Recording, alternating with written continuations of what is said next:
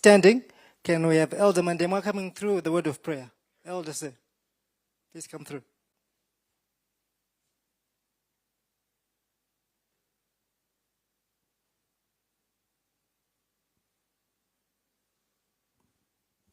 Let us bow our heads in prayer. Gatina Matei.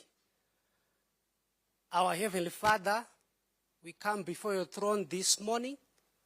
We want to thank you for a wonderful day and a precious event that is before us. Father, we request the presence of your Holy Spirit to be with us as you are going to sail through this day. May the love of our Father and the grace of our Lord Jesus Christ and the fellowship of the Holy Spirit be with us all. Amen. Thank you very much, Elder, for the word of prayer. Can we please take our seats?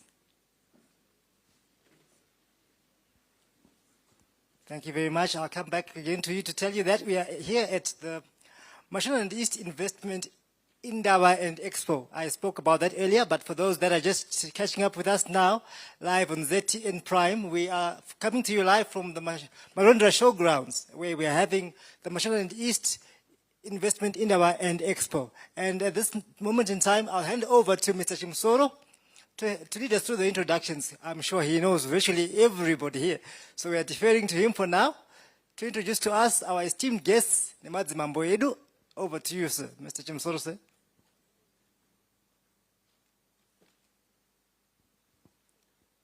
Makadini. Andere man makadiniko.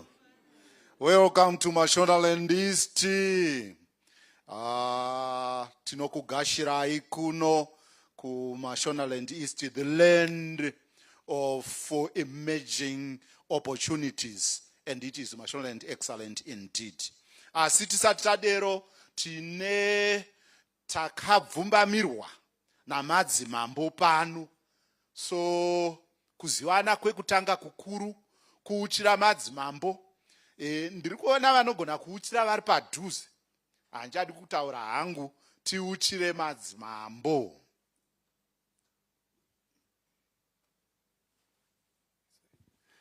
Pamusoro guest of honor, takuda kuti tikumbire tiuchire muridzi wedunhu. Dunhu ratiri rino iri ndera Mambo Gadza waSvosve vari jena. But taita rombo rakanaka zvakare kuti pakati pedu tina Mambo nechombo mhofu wari pakati pedu. Saka patichange tichiita kubvumidzwa kuti tiuchire jena, tozokwazisawo zvakare mhofu wari pakati pedu. Wana baba tokumbirawo kana paine nguwani timbobvise jena. Hanzi nevana timbomutsane.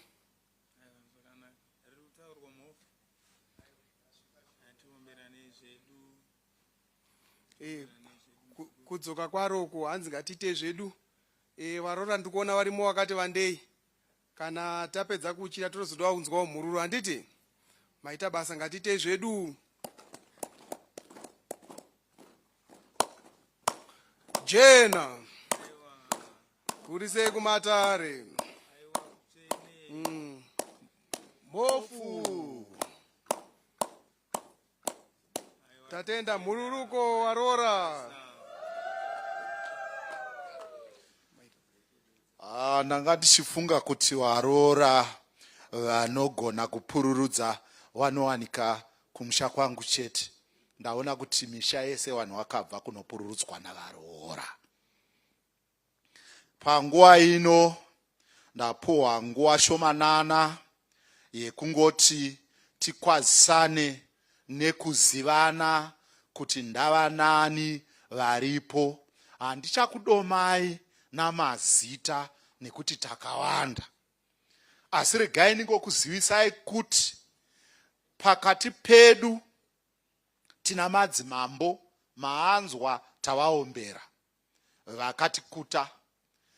Pakati pedu tine public servants abva kuma MDAs akasiyana siyana wauya neuwandu hwedu.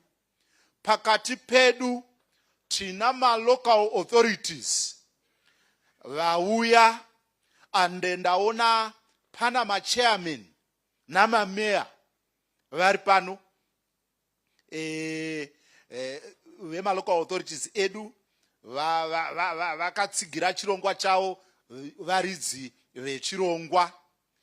Imomo mukati medu ndavona tina makambani akasiyana siyana, vamwe vacho vaexhibita panze apa, vamwe vari kumanufacturing, vamwewo vane maseed companies nemamwe makambani akasiyana siyana vari pano tinavo vatikuta. Mukati medu tine vatakoka kuti wazenge wachita ma-presentations. Tina ma-presenters edu. I don't want to preempt them. Muchazovaona pavanenge vakutipa ma-presentation. Mukati imomo takokazve vane chekuita nezvemweya vanotinamatira, vafundisi vari pano namachechi akasiyana siyana. Mukati imomo tine musangano weZANU-PF unova musangano une government iripo currently. Vari pano, ndaona DCC chairman wangu vari pano. Ina anowanzoda kudonongora ma-positions nama-committees mamwe aya DCC chairman ndinozopotsa, because inini handisi weikoko. Kwangu mukanditi ndidonongore wema-public servants, ndokuudzai ma-ministries ose namazita nama-MDAs ese namatitle ayo ndisingapotsi, but uko ndozopotsa. Saka ndati muripo, I have acknowledged kuti tiri tese. Tina vemedia vatonitorawo ndichitotaura pano, vauya tavakoka vari pano. Tine veZIDA, I have mentioned them particularly nekuti vane chekuita nezvatinazvo pano. NeveZTA tinavo, pama-MDAs, vamwe ma-MDAs nangokunongai, asi tichangozoitawo special mention weku-industry and commerce, igrupu ratinaro pano ratoda kuti tingo recognize nekuti izwa ravo. Regai ndirecognize zvakare department re-economic development ranga riri kuchaira icho chichi muofisi ma-provincial minister. Tinavo pano, ndangotiwo for today we give them a special mention. Nekuti nhasi ndechavo, mazuva mazhinji panochiona chita noise chiri chedu isusu wecoordination, ndisu wamajaira kungoita noise, tiri wemarali, ava ndewemabusiness. Ndosaka muri kuona kamaitiro kawo kakatisiyanei nematende edu atinoita sei? Atinoita isu kwedu toridza magitare nekuridza ngoma. Ivo vanenge vachingoita zvinyoronyoro netumachichichi. Ndati zvakadaro ndo mamiro atakaita. Muri kunzi mese, you are welcome to Mashonaland East. Kana pane wandisina kutaura muripo, wachoga musandibvunze kuti sei usina kutaura mufana iwewe, kuti wachoga wePassion Society watipa ground vari pano. Imi ndogona kukanganwai muri mudhara wangu, asi wachoga vari pano. Maita henyu master of ceremony wandasiya muri pano, ndiri kukugashirai. Thank you, Mr. Chimsolo. A round of applause again for him. Thank you very much, sir. He has a booming voice, isn't it? He has a booming voice. Kana mama mwati mukanzoka hopeka. Vakataura vakamira panapa munomugamesa, anditi? Vazongokangana chini wani chete vachimusoro. Chini wani chivakangana kuti introduce kuti akamirira guest of honor ndiani. Nekuti guest of honor ndiri kumuziva, asi pane mumiririri wavo, anditi? Saka ndopa zvavachazotiudza pamberi apa, anditi? But for now, I'll go back again to the point where I tell you we are here in Marondera for the Mashonaland East investment in Indaba. I said earlier that all good things come from the East. The wise men came from the East. The sun comes from the East. All good investment ideas coming from Mash East. Is that right? It doesn't look like it. Is it right? That's better. At least you got some energy. When you're running, goes a microphone. Anyway, we're all here and we're happy to be here, I'm sure. Right, so what we're doing now is, like I said, we have a guest of honor who will give us welcome remarks as we begin our program formally and officially. And like I said earlier also, we are coming to those at home live on ZTN Prime, and we are also on DSTV, I'm sure. So the land of emerging opportunities, where all good things come from, because it's in the East. Again, Mr. Chimsoro, our guest of honor, sir. ndanga ndagara pasi ndichida kuti mundishedze futi ndo zvandinoita kuti ndionekwewo kanai wedu anozondionawo ndiani. Alright, pamusoro iwadare wedu, all protocol observed.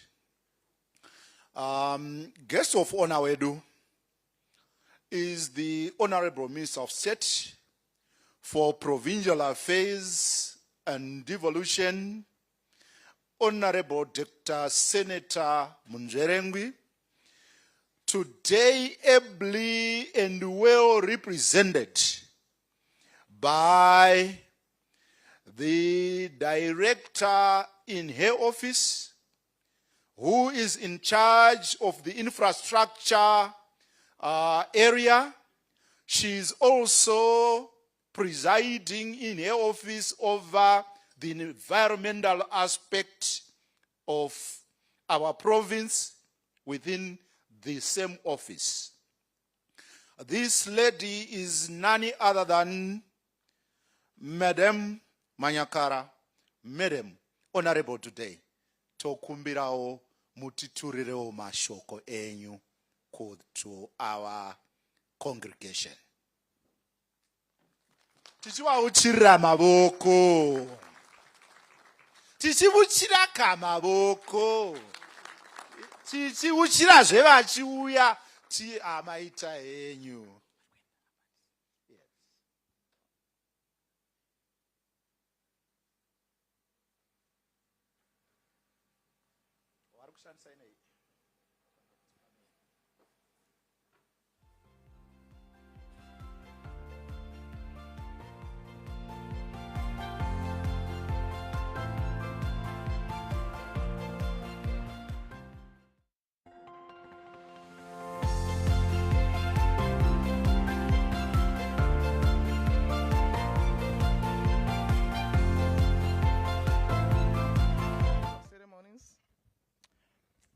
Members of Parliament here present, political and central committee members, Secretary for Provincial Affairs and Devolution, Mr. Kutama Ufa, Chief Social and other traditional leaders, provincial heads and government ministries, departments and agencies, all local authorities here present, development partners, business community, media fraternity, church fraternity, ladies and gentlemen, comrades and friends. It is with great pleasure and honor to stand before you today, filled with immense pride and anticipation as we convene this investment in Indaba, a platform designed to showcase the boundless opportunities of Mashonaland East. Our theme this year is Unlocking Opportunities of Mashonaland East Province, the land of emerging opportunities, as we continuously discover new opportunities available for investors. Our province, a vibrant tapestry woven with rich history, diverse cultures, abundant natural resources, is poised to become a beacon of economic growth and prosperity. We are committed to fostering an environment that nurtures innovation, encourages entrepreneurship, and attracts both domestic and international investment. Ladies and gentlemen, Mashonaland East is endowed with a lot of investment opportunities. These include agriculture and agribusiness. Our fertile lands, abundant water resources, and favorable climate create ideal conditions for a thriving agricultural sector. We invite investors to explore opportunities in high-value crop production, livestock farming and processing, food processing and packaging, agricultural technology and innovation, minerals, mining and minerals. Mashonaland East is endowed with a wealth of mineral resources, including iron ore, lithium, gold, and black granite. We welcome investment in exploration and mining processing, beneficiation, value addition industries, tourism and hospitality. Our stunning landscape, cultural heritage, and warm hospitality make Mashonaland East a premier tourist destination. Our province is also home to several investment opportunities in biodiversity economy, including ecotourism, wildlife conservation, and sustainable forestry. We believe that these opportunities not only have the potential to generate significant economic returns, but also to contribute to conservation for our natural heritage. We invite investment in MICE, meeting incentives, conferences, and exhibitions, which include luxury lodges, resorts, eco-tourism and adventure tourism, cultural tourism, religious and heritage tourism. Manufacturing and industry. We are committed to develop a robust manufacturing sector. We invite investment in agro-processing of our rich agricultural province outputs, export-oriented manufacturing, special economic zones, industrial parks, investor-friendly environment.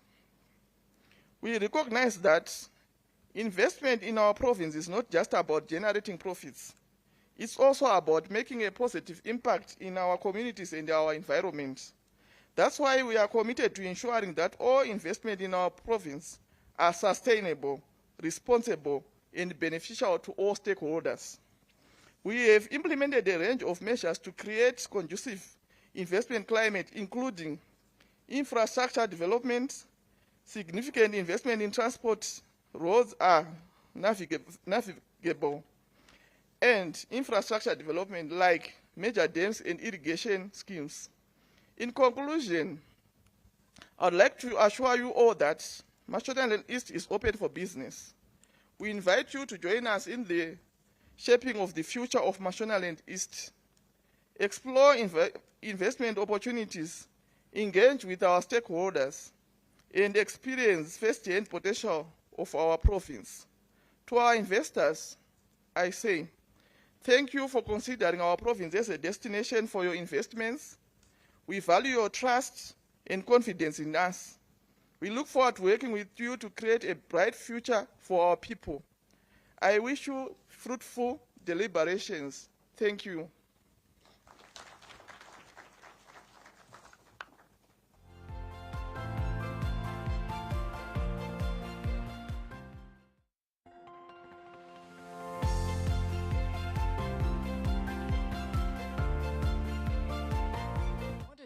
Any reason to invest in Mash East? And we don't only do this for profit.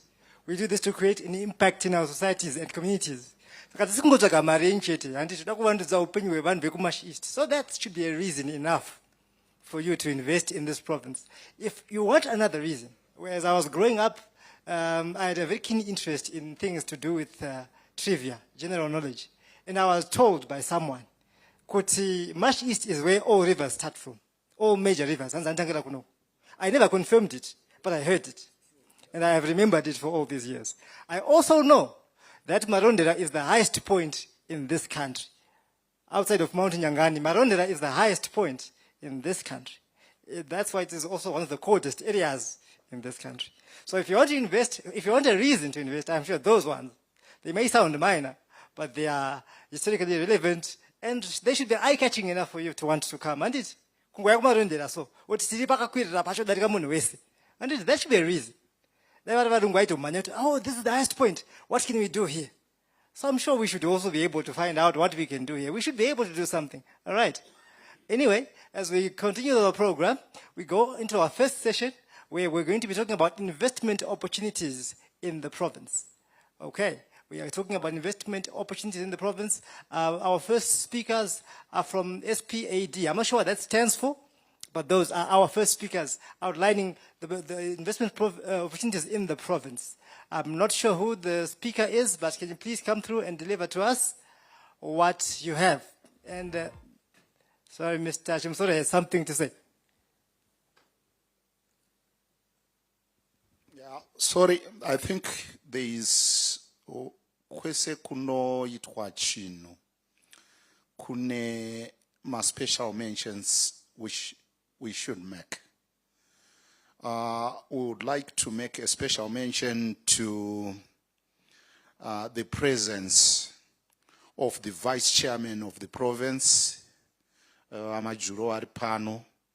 That special mention, we had skipped it and we should make good out of it. We would also want to make a special mention to Mr. Moyo, the provincial head for the Public Service Commission, who happens to be our employer. Vari kumberi kazhinji kacho unoda kuasuma kuti vari kusikana vaonekwa kudhara, asi tiri kuona kuti atapaskipa kuti you ought to know they are here. Chairman vanogara varipo pama events atinoita Mash East, vachiablessa. Thank you, Chairman, for blessing our events. Wamoyo vanogara vachiti coordinator kuti as public servants tiuye kuma events kwedu. Would also want to say thank you, Mr. Moyo. Thank you again, Mr. Chimsoro, for that.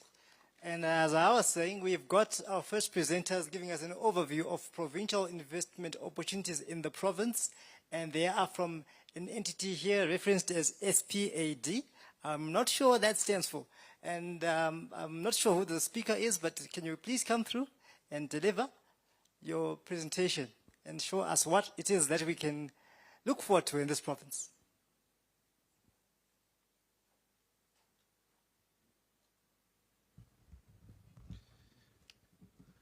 Thank you.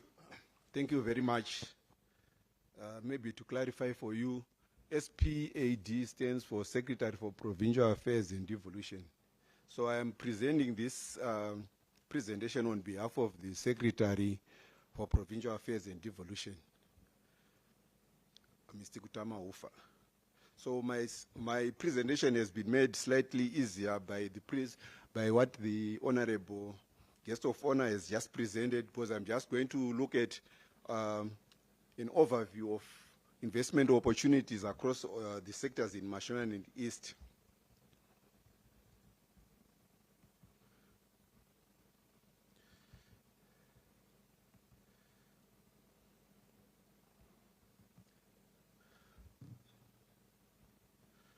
So the first thing we should maybe would like to address is the issue of the theme why we are calling ourselves the land of emerging opportunities.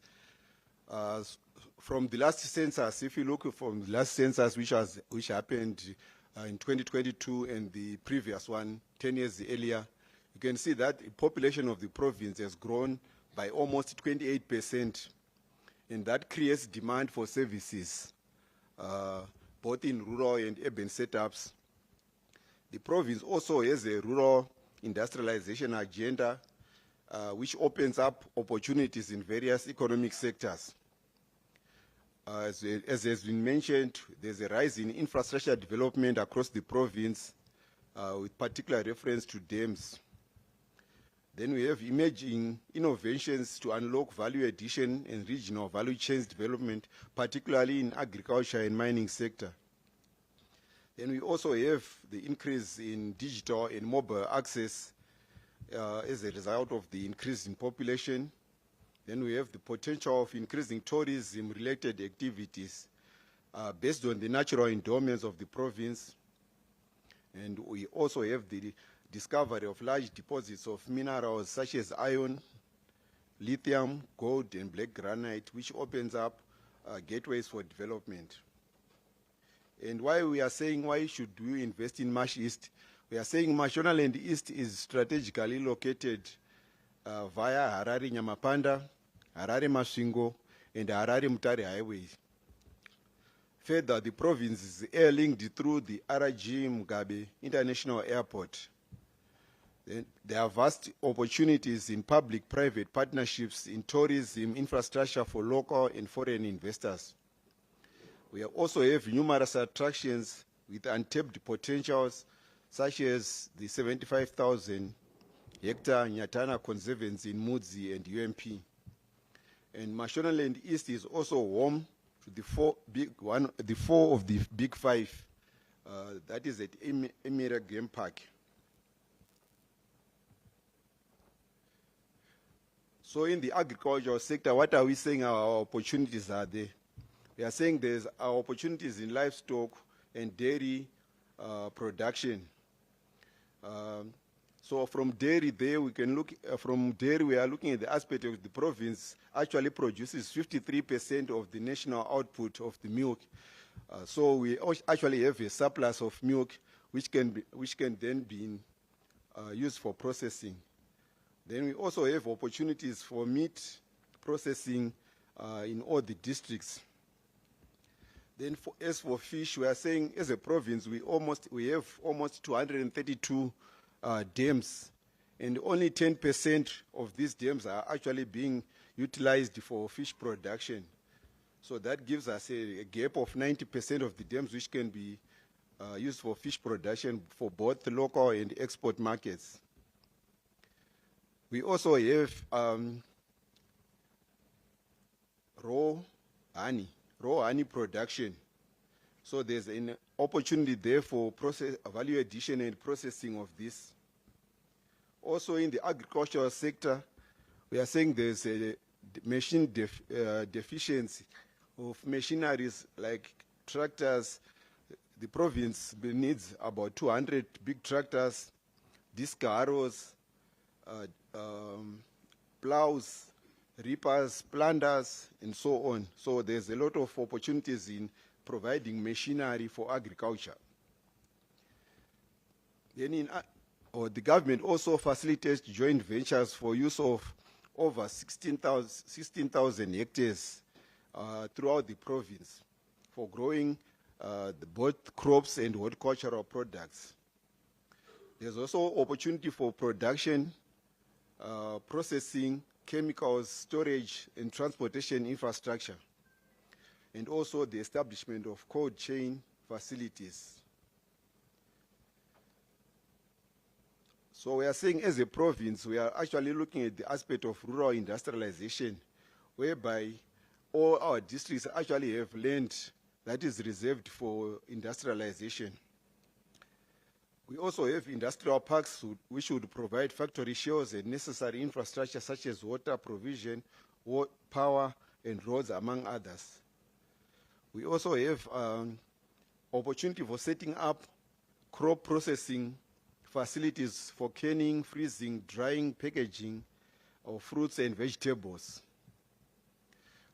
There's also an opportunity for establishing marketing hubs for aggregation of output and warehousing of storage of produce, and factories for establishment of processing plants and value addition. So under agro-processing and value chain addition, we have crops like tomatoes, where the province produces about 11,000 metric tons of tomatoes per year. And this creates an opportunity for value addition, maybe to make tomato paste and so on. We also have blueberries in the province, which can also be value added and exported. Then we also have fruit processing. We have fruits like guavas, mangoes, and so on in areas like Murewa and so on, which can also be value added. Then on top of that, the province also has tobacco production, where we average 40,000 metric tons of tobacco per year. And there's issue of value adding this tobacco before it is actually exported. Then we also, as a province, there are also small grains like millet, sorghum, and rapoko, which can also be value added. And we also have crops like groundnuts in districts like Mtoko and Moods and so on, which can also be value added. Then under irrigation, there are opportunities for rehabilitation of irrigation schemes in various areas, and also opportunities for partnering farmers in irrigation development. Under mining, as has been mentioned earlier, there are opportunities for partnering of miners who have claims, that is in mining of gold, lithium, iron ore, and black granite in the province. And these minerals would then need to be value added before they are exported. So that creates an opportunity for any prospective investor in the province. Then in the energy sector, we are looking at the issues of solar, whereby we are saying all our districts can actually have solar farms, and this creates, and the demand is there for energy, knowing that the country has an energy deficiency. Under tourism, the province has some hidden gems which have not been explored, like Makurumure Falls, Gomakurira Mountains in Domboshawa. And other attractions in the province include Imire Game Park in Wedza, Cindy Ruins and Berard Mzeki in Marondera, Bushman Rock Safari in Goromonzi, Mutemwa Mountains and Mutemwa Ruins in Mutoko, Jerusalem Mambende in Murewa, Mafue Dens in Mutoko, and the Nyatana Conservancy in Mudzi and UMP. So opportunities in tourism exist in, as mentioned, accommodation, provision of accommodation, that is in establishment of hotels, lodges, chalets, campsites, and luxury resorts. There's also an opportunity for establishment of conference facilities for events and festivals. We also have opportunity for establishing water-based activities in tourism like canoeing, fishing, boat cruises, whereby we have 3 of the major dams like Chivu Dam, Mchekeranwa Dam, and Kunzi once it is complete. Then we also have opportunity for development of community-based tourism projects, for example, at Makwe in Wedza. And we also have the opportunity for development of sports tourism like marathons, cycling, and biking. Then under accommodation, we have our university, MOAST, which is actually has an accommodation deficit of 1,400 beds, and they are open to partnerships with any willing investor in provision of accommodation for students. This also applies to Kushinga Pikelela, where there is also an accommodation deficit for students. Thank you.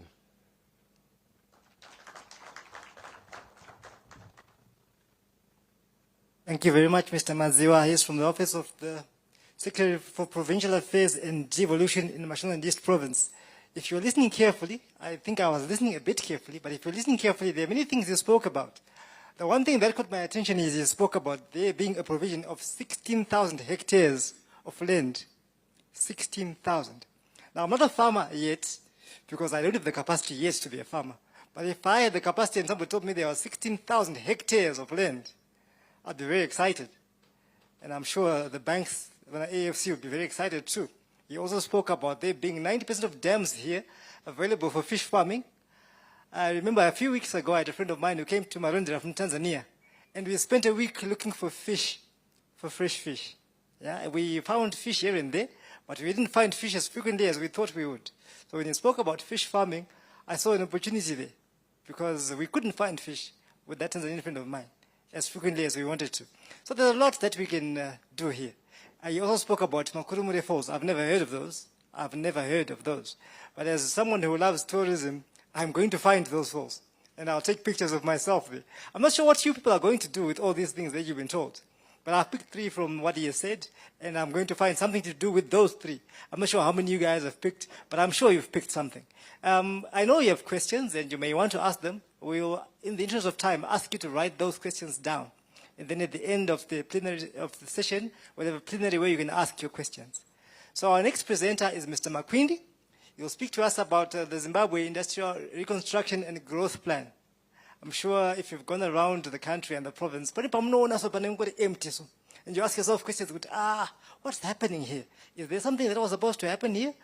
Or is there something that's going to happen here? I'm sure that's what he's going to tell us about, some of those things. But to say, I'm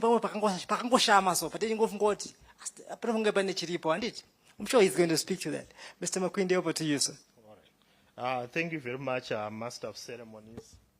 I'm going to make a presentation on the Zimbabwe Industrial Reconstruction and Growth Plan. Maybe some bit of background. I work better with a mic. Do you have another mic? Okay, it's okay.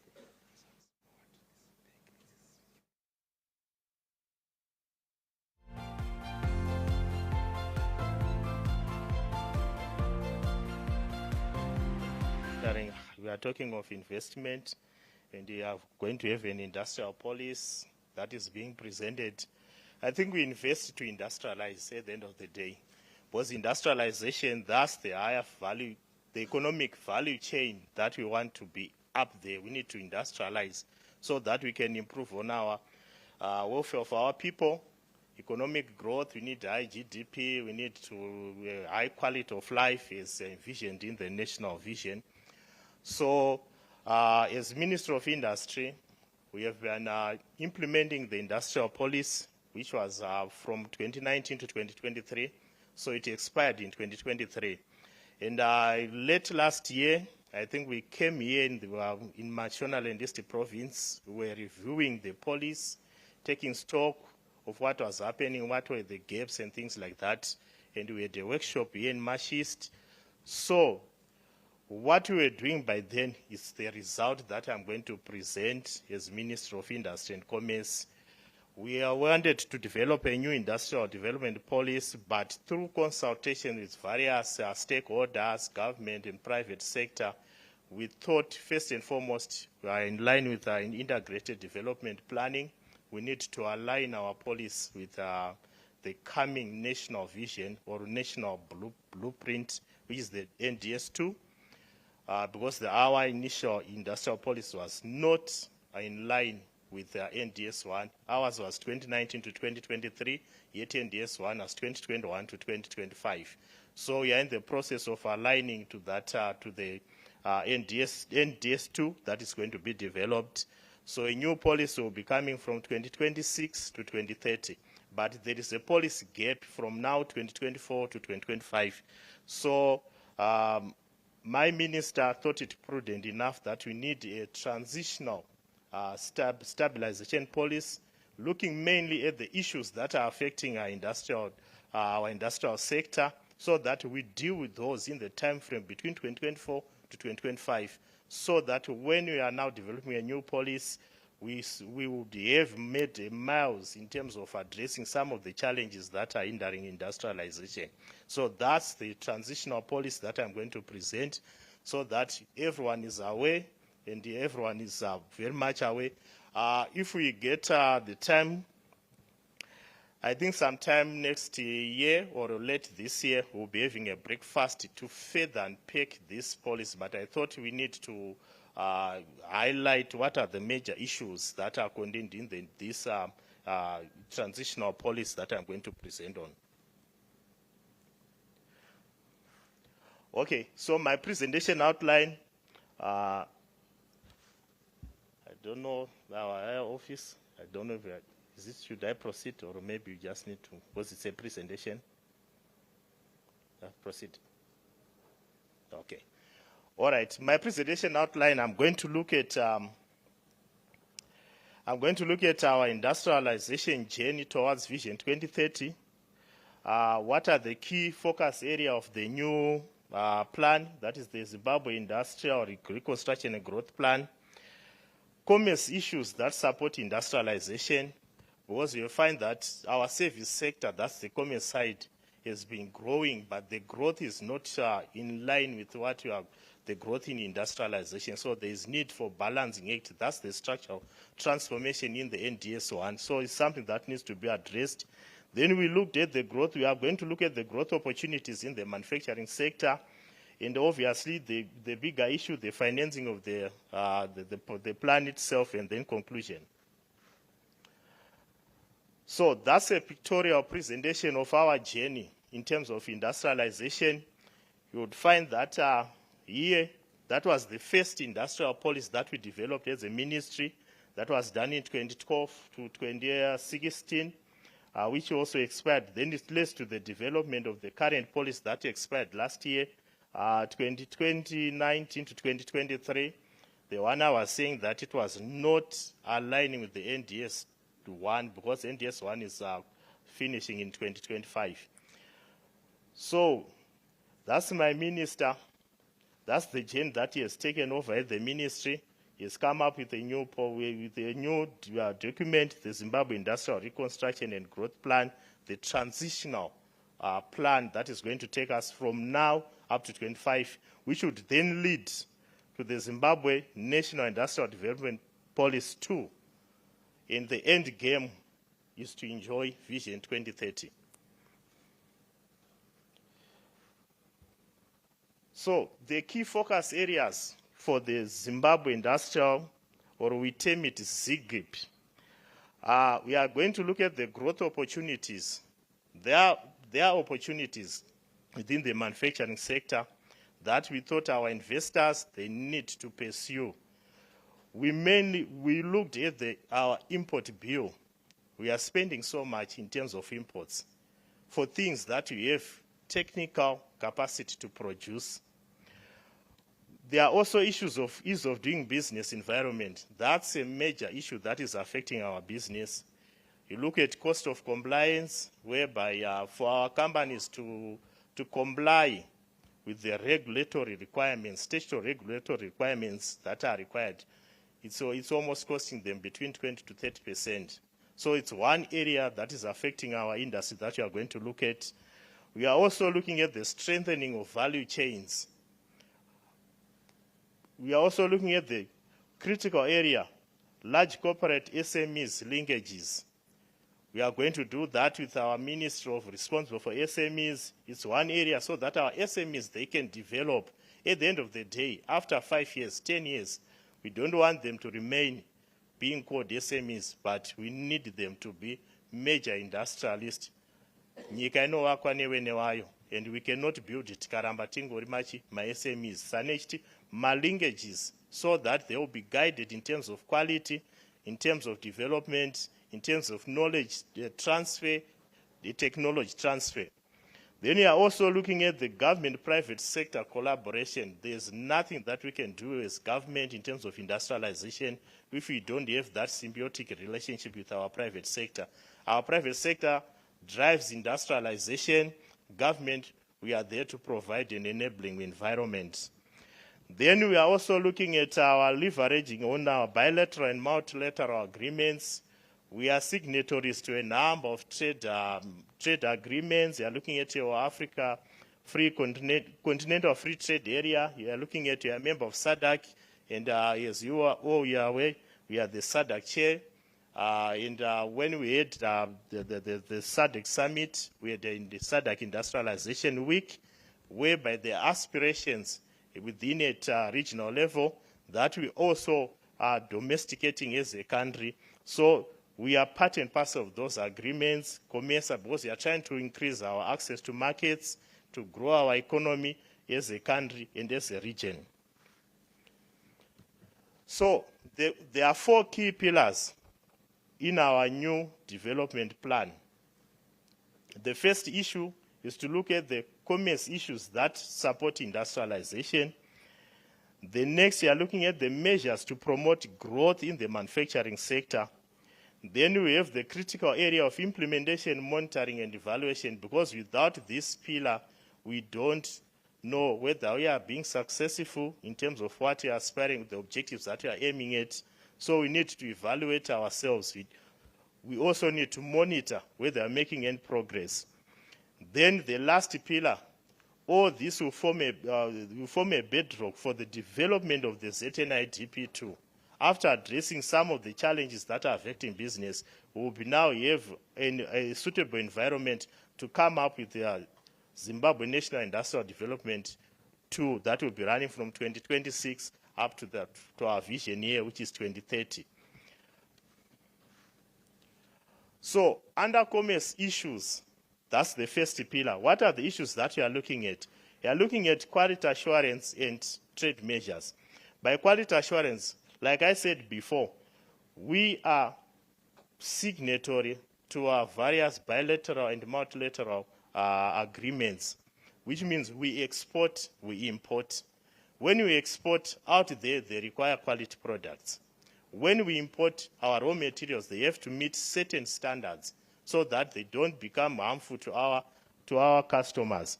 So in that event, we need to come up with standards that protect us, or that gives us that competitive advantage when we export our products. So issues of quality assurance is very important. And also what we term by trade measures. Trade measures, I think I need to explain on that one. It's one of our department under Ministry of Industry and Commerce, which is responsible for measurements. I think everyone goes to a butcher to buy meat. You go and buy your 1 kg. Everyone who has got a car, you go to your safe station to fill 20 liters. Are you getting 20 liters, the actual 20 liters, or is it just a number that is being reflected by the pump or the measuring scale? Is the business itself, when it says it has given you have paid for 20 liters, does the pump also gives you 20 liters, or it's just wrote 20 liters, but in actual sense it has given you 25 liters?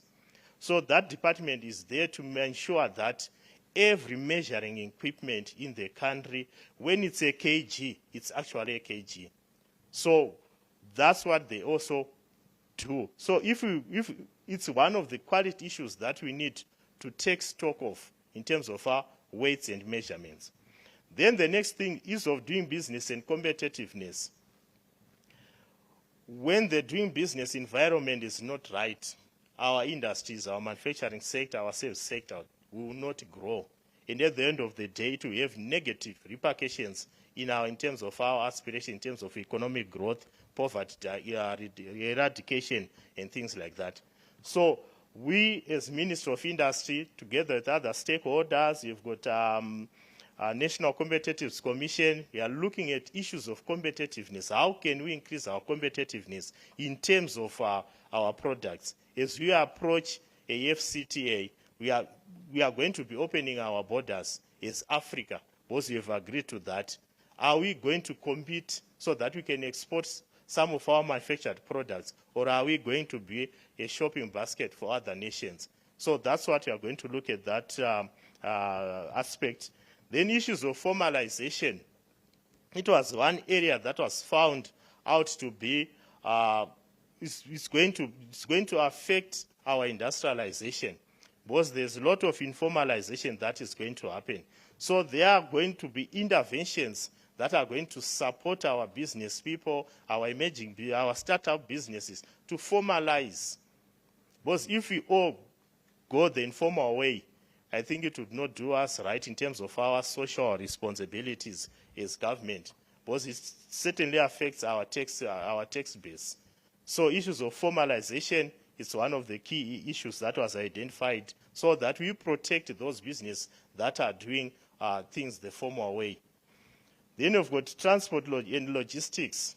We are saying every industry that we are going to do, there's need for proper infrastructure, be it roads, be it water, be it electricity. So interventions are coming from different line ministries, organization, MDAs, to try and make sure that our infrastructure support our industrialization. Issues of e-commerce, we are going digital. That's the way to go. Digital marketing, digital decision support systems, and everything is becoming digital. So we should be prepared as a nation to make sure that we get the maximum in terms of e-commerce, because that's where the world is going, and you don't want to be left stuck in previous outdated technologies. We need to move in tandem with what is happening in the world. Then the other issue that was identified, which is very critical, smuggling and counterfeit products. That is hitting our industry. That is hitting our formal industry. Because we are prone to dumping of products that are of low quality, and they affect our markets and affect our businesses. So it's one area that we have got interventions that are already in place to try and minimize the impact of smuggling and counterfeit products. Then the critical issue of consumer rights and responsibilities. In as much as we are producing our products, in as much as we are selling our products, our services, are we amenable to respecting consumer rights and responsibilities? We have a fully fledged commission, the Consumer Protection Commission, that is looking at whether our consumers are being treated rightly. So they've been moving around throughout the country, sensitizing on your rights, and also looking at our retail shops. Well, some of them, they are now in the tendency of stocking expired products, which is infringing our consumer rights. So we are addressing those issues. Then what are the issues that we are looking at? The growth opportunities for the manufacturing sector. Import substitution. Like I said before, we analyzed our import bill. There are certain items where we are paying a lot of money, a lot of foreign currency, but we have the capacity to produce. So we are looking at interventions to try and promote those sectors so that we minimize whatever we are going to spend in terms of foreign currency importing those products and domesticate production of those products. Then we have got manufacturing for manufacturing. What are we saying? Manufacturing, each and every product, when you are doing industrialization, there are those inputs that come from the extractive or the primary sector at your agriculture, as was presented by Mr. Madziwa. We are producing our blueberries, we are producing our maize. It's a raw material to a particular industry. But there are those items that are intermediate, that are not yet finished products, but they are not primary products, but they are raw materials that would be mixed together so that we come up with a final product. We have got opportunities in that area of producing intermediate products. So it's one area that we are going to support as government working together with the private sector so that we can localize production of certain intermediate products which feed into other industries as raw materials. Then you have got, I think what was said by MC, when he said you move around and see that place is empty, that place is closed, but it's a factory shell. Government has seen it deemed fit to identify those idle manufacturing infrastructure assets. We are receiving investors today. They want somewhere to operate. Some require land so that they can build their own factory shells. But some, they don't have time or the resources to build from the ground itself. Yet you have got those infrastructure that is already there, but which is not being used. So as government, we are going to identify those manufacturing assets, and then we engage with the owners so that they can be availed to those investors who do not want the time to spend time building something up, but just to come and establish with their machinery and put it in an already built factory shell. So it's one area that we are going to look at within this transitional period. You have got what we term the local content strategy. When we say local content strategy, we want to localize as much as possible our production of certain products that we are importing. We want to promote consumption of locally produced products. So we are working with the Buy Zimbabwe so that we procure as much as possible what we are producing. As government, we are encouraging all those departments that do procurement to give preference to locally produced products. Because once we promote our local production, which means we have created employment, we have created capacity, and at the end of the day, the benefits will be multiplied. Then you've got value chain optimization. And value chain optimization, we are saying in as much each and every product that we are producing, whether it's from the extractive industry, whether it's from the agriculture, let's try by all means to go as far as possible in terms of processing it, so that at the end of the day, we sell or we export something that is of higher value. We are producing blueberries and we are selling blueberries. But if you process those blueberries, I'll tell you the revenue streams that we'll be gaining in terms of our exports, if you are sending a processed product, there will be 3-4 times. So that's why we are saying we need to optimize our value chains in as much, given our technology that is available. Let's try by all means to produce the highest possible processed product when from our agricultural produce, from our extractive sector. Then issues of raw industrialization, as mentioned by Mr. Madziwa. That is critical. Today we have got our local authorities. We have got only one urban authority, but the rest are rural district councils. Whatever industrialization that is there, our vision is to promote industrialization from areas where resource endowments are being exploited. That is rural industrialization, so that we balance out our development. And we can only balance our development if we have industrialization.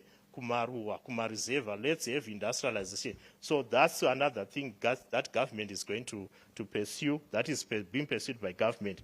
Export development, I will not speak much about that. I've seen you've got someone from Zimtrade, it's their baby, but we are saying at the end of the day, when we produce, yes, we've got the market locally, but it's not enough. We need market in the SADC region, we need market in the FCTA, we need market beyond our borders. Then financing for manufacturing, that is critical. We are coming with a number of innovative financing options from the budgetary, from our budgets, from our development partners, and other innovative financing schemes that are available in the country. We are going to pursue that so that we finance our manufacturing. We try by all means to give concessional funding to our industries for development. So that was a synopsis of our analysis that we did in terms of what we are going, where we are spending on our products that we are importing. We are spending 370 million importing tires. Imagine if we are to set up a tire plant here in Zimbabwe, that is so much we'll be able to serve, so much in terms of foreign currency. Look at motor vehicles, 3 billion. That was spent for the last 6 years. And if we are to produce our own, we'll be able to save so much. Fertilizers, we have the capacity. In terms of basal, we have got phosphate. We can develop our fertilizer industry along those lines and be able to save so much. Even in terms of ammonium nitrate, we've got latest technology that extract coal, convert coal to fertilizers. So we'll be able, if we are to invest in that, we'll be able to save so much. In terms of pharmaceutical, we've been spending about 1.5 billion over the last 6 years. Iron and steel, we've spent about 1.2 billion over the last 6 years. But we are very much happy with the coming in of Dinson. I think those those issues will be of the past. We'll be able to halve the import bill in terms of steel imports. Cement is the same case. Edible oils, cooking oil, our cooking oil, we have spent more than $1 billion over the last 6 years. But we have got the land to produce our soya, our sunflowers, our cotton. If we are to support increased production in terms of those oil seeds, we'll be able now to halve the import bill in terms of importation. Then it's just those are the areas that we are earmarking for import substitution of our fertilizer, pharmaceutical, iron, bus and truck, cement industries, up to the leather industries. And we have got within the document itself, we have got particular interventions that we have proposed. And we are very much happy that in yesterday's budget for 2025, most of the interventions that were proposed were taken on board. For example, in the bus truck, we have removed the duty on imported SKD semi-knocked down kits that are used to assemble our buses, which is a positive, and we'll be able to, we'll be expecting that that sector we'll be able to develop as we go on. Then for manufacturing, like I said, we are trying to domesticate the production of intermediate goods. It's an opportunity for us industries to produce those products that are taken into other industries as raw materials. You've got the capacity to do that. So I'll not labor much. I've explained on that one. The idle infrastructure, I think I've explained on that one. Yes, we are in the process of taking stock of such infrastructure, and we'll be able to procedurally make available whatever we're going to find out to our investors so that it makes them easier for them to set up.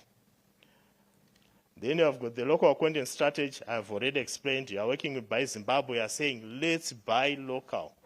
Let's try by all means to support our locally produced products. Rural industrialization, I will not speak much about that, but we are saying that's what we want to do. Let's work together so that industries are there in our rural areas so that we improve the quality of life. And we also minimize on rural to urban migration so that we don't put pressure on the social infrastructure in those urban areas. Then financing for ZIGIP. We are going to look at our domestic sources, our budgets as a nation. We are looking at our combined funds and things like that. We are going to look at the international sources. We are going to approach our financiers, Afrexim Bank, AFDB, IMF, and other international players like our friendly countries like China and the likes. And then we are also looking at, we are going to be exhaustive in as much as possible to try and engage all sources of funding so that we fund for industrialization. So what are the outcomes that we are going to expect from the policy itself? We are going to ensure that we are going to arrest the decline in terms of manufacturing growth. We need to be on the positive so that we'll be able to meet our objectives that are outlined in the policy itself. We are going to look at recovery of the manufacturing sector output. We want to increase as much as we can produce. That's the aim of that plan. We are also looking at making sure that we reduce compliance costs, ease of doing business issues. Like I said, 20 to 30% of our production cost is going to compliance cost. You are going to pay for this license, pay for this license, pay for this license. So we are going to harmonize. That's what we are aiming, working with other stakeholders. There's need for harmonization of our licenses so that we make it easier for our business to develop. Then we are looking at improvement of competitiveness. There are interventions that we are going to put in place so that we increase our competitiveness, so that we can export favorably and compete with other nations. And obviously increase our capacitization in our industrial sector. With increased production capacity, it means that we are also moving well in terms of economic development, increased employment. So in conclusion, what we are aiming, why we are selling this plan to all stakeholders, we cannot implement this plan as Minister of Industry alone or with our private sector, but we need everyone. Because some of the issues, interventions that are affecting industry, they do not lie under our ministry. They lie in different MDAs. So we are very happy with the whole of government approach. We'll be able to tackle that one. Then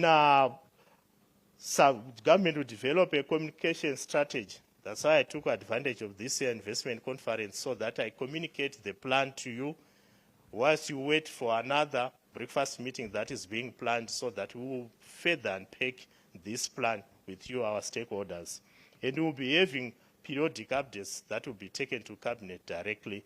That is what is under consideration. So that's our journey as we move in terms of our ZIGIP. So for those who need the full document, just Google Ministry of Industry and Commerce Zimbabwe, go under resource section.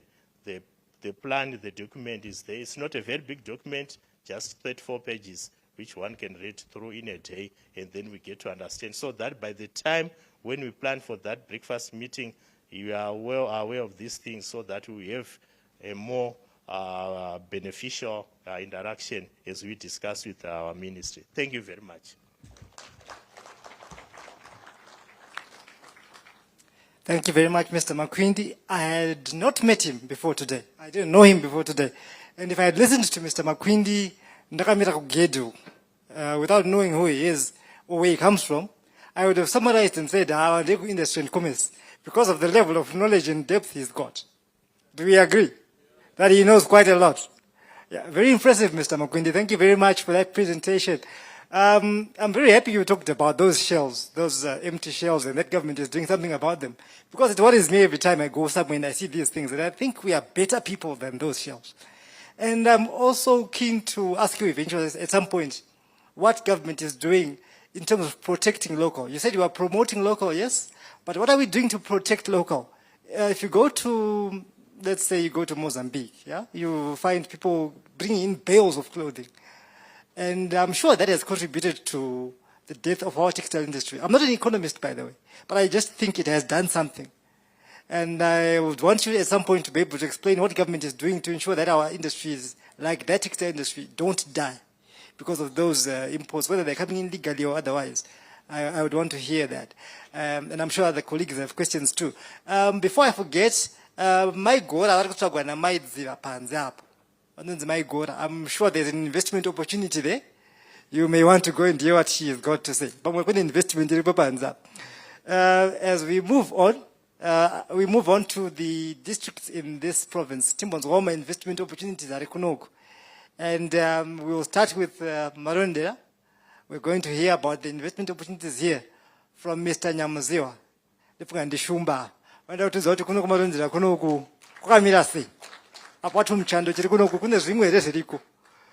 Over to you, Mr. Nyamuziwa. Thank you, sir.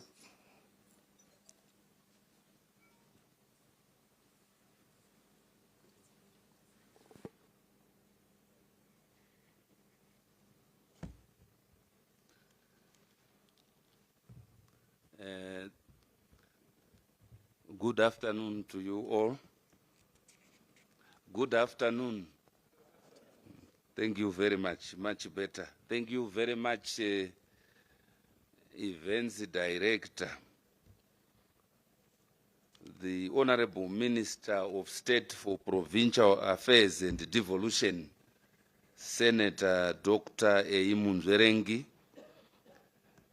our revered guest, represented here by the Director for Infrastructure and Environment in Office, Engineer Manyakara, the Permanent Secretary for Provincial Affairs and Devolution, Mr. T. Kutama Ufa in absentia, our revered chiefs here present, the Vice Chairperson for the Mashonaland East Province, the ruling ZANU-PF leadership here present, in your various capacities. His Worship the Mayor, Councillor C. Murova, and the chairpersons from other local authorities, captains of industry and commerce, esteemed business community. I saw MUBA is represented here, and stakeholders, development partners, MDAs, representatives here present, ministers, fraternal representatives here present, members from the Fourth Estate here present, invited guests, ladies and gentlemen, comrades and friends. Allow me to say all protocol observed. I think I'm going to make a presentation. I prepared a presentation that Ms. Jamini is going to beam, but your presentation. Okay. So that's the presentation. But before I delve into the presentation, allow me to say I am very happy and extremely delighted to be invited to be part of this engagement this afternoon, whose theme I think is very apt, relevant, as it reads, unlocking opportunities, celebrating excellence. Like I just said, the theme is very apt, relevant, and resonates very well with our industrialization agenda as a country, even our Africa Agenda 2063. So, as Marondera municipality, as has been said, our development and investment agenda and ambitions are anchored on our vision, mission, and values. And our vision is basically for Marondera to become a vibrant, smart city of service excellence by 2030. And our mission being to deliver inclusive and sustainable socio-economic services to the community, underpinned by those values with the acronym CATIP, that is commitment, accountability, transparency, integrity, and professionalism. These are the values that we hold dear as a municipality. The municipality of Marondera, like I said, in sync with the government's thrust, is on an investment drive, buoyed by the devolution agenda as espoused in the NDS-1 blueprint and cemented by the call to action, no compromise to service delivery, as espoused by the President of the Republic, Comrade Dr. E.D. Mnangagwa, on November 1, 2020. The municipality is actively looking for investors to spearhead Marondera's transformation. Marondera municipality is well endowed in terms of natural resources, geographical location, and environmental factors, making it an investment destination. I think Investments Director, you almost preempted what I had prepared. On the altitude, I think you made reference to the altitude to say Marondera is placed at 1,670 meters above the sea in terms of altitude. Hence the cool temperatures that we experience here. It's a key factor. That's why we'll be saying you need to come to Marondera because of those climatic conditions. They are a pull factor when it comes to investment. Marondera municipality, Marondera's economy has immense growth potential, which investors can tap into.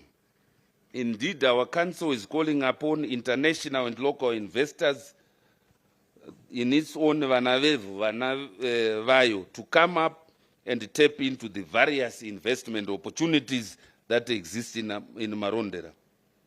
Our council believes in the power of investment in terms of capability to resolve municipal challenges, advancing development while giving investors value for money by giving a healthy return on investment. Our council is a very safe pair of hands in terms of being able to provide investor care. We have a good corporate governance record. We manage our financials well. Our audited accounts are up to date. We are a forward-looking local authority which has been embracing technology through the adoption of ICTs in our operations. GIS, LADS, to name just a, we recently recruited ICT and GIS experts to enhance our technology use.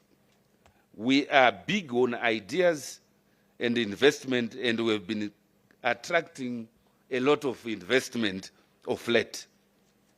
As you might have seen, I think the evidence, the empirical evidence is on the ground. We have hosted several investment meetings with some investors coming as far as Australia. Our council has put in place an investment policy which guides our engagement with the investors. As part of our presentation, we'll show you some of the projects Council has been undertaking, the investment opportunities that exist in Marondera, as well as a list of some of the investors in Marondera. As you are all aware, Marondera municipality, I think, started as a way station, by way of background, in 1890, between the then Amutali and the Salisbury, and was granted municipal status in 1974. And we are basically saying now Marondera is in a position now to apply for city status, as amply stated in our vision, that of Marondera becoming a vibrant smart city of service excellence. We have embraced the smart city concept. The Harare International Airport is a 45 minutes drive away, and there is a local aerodrome.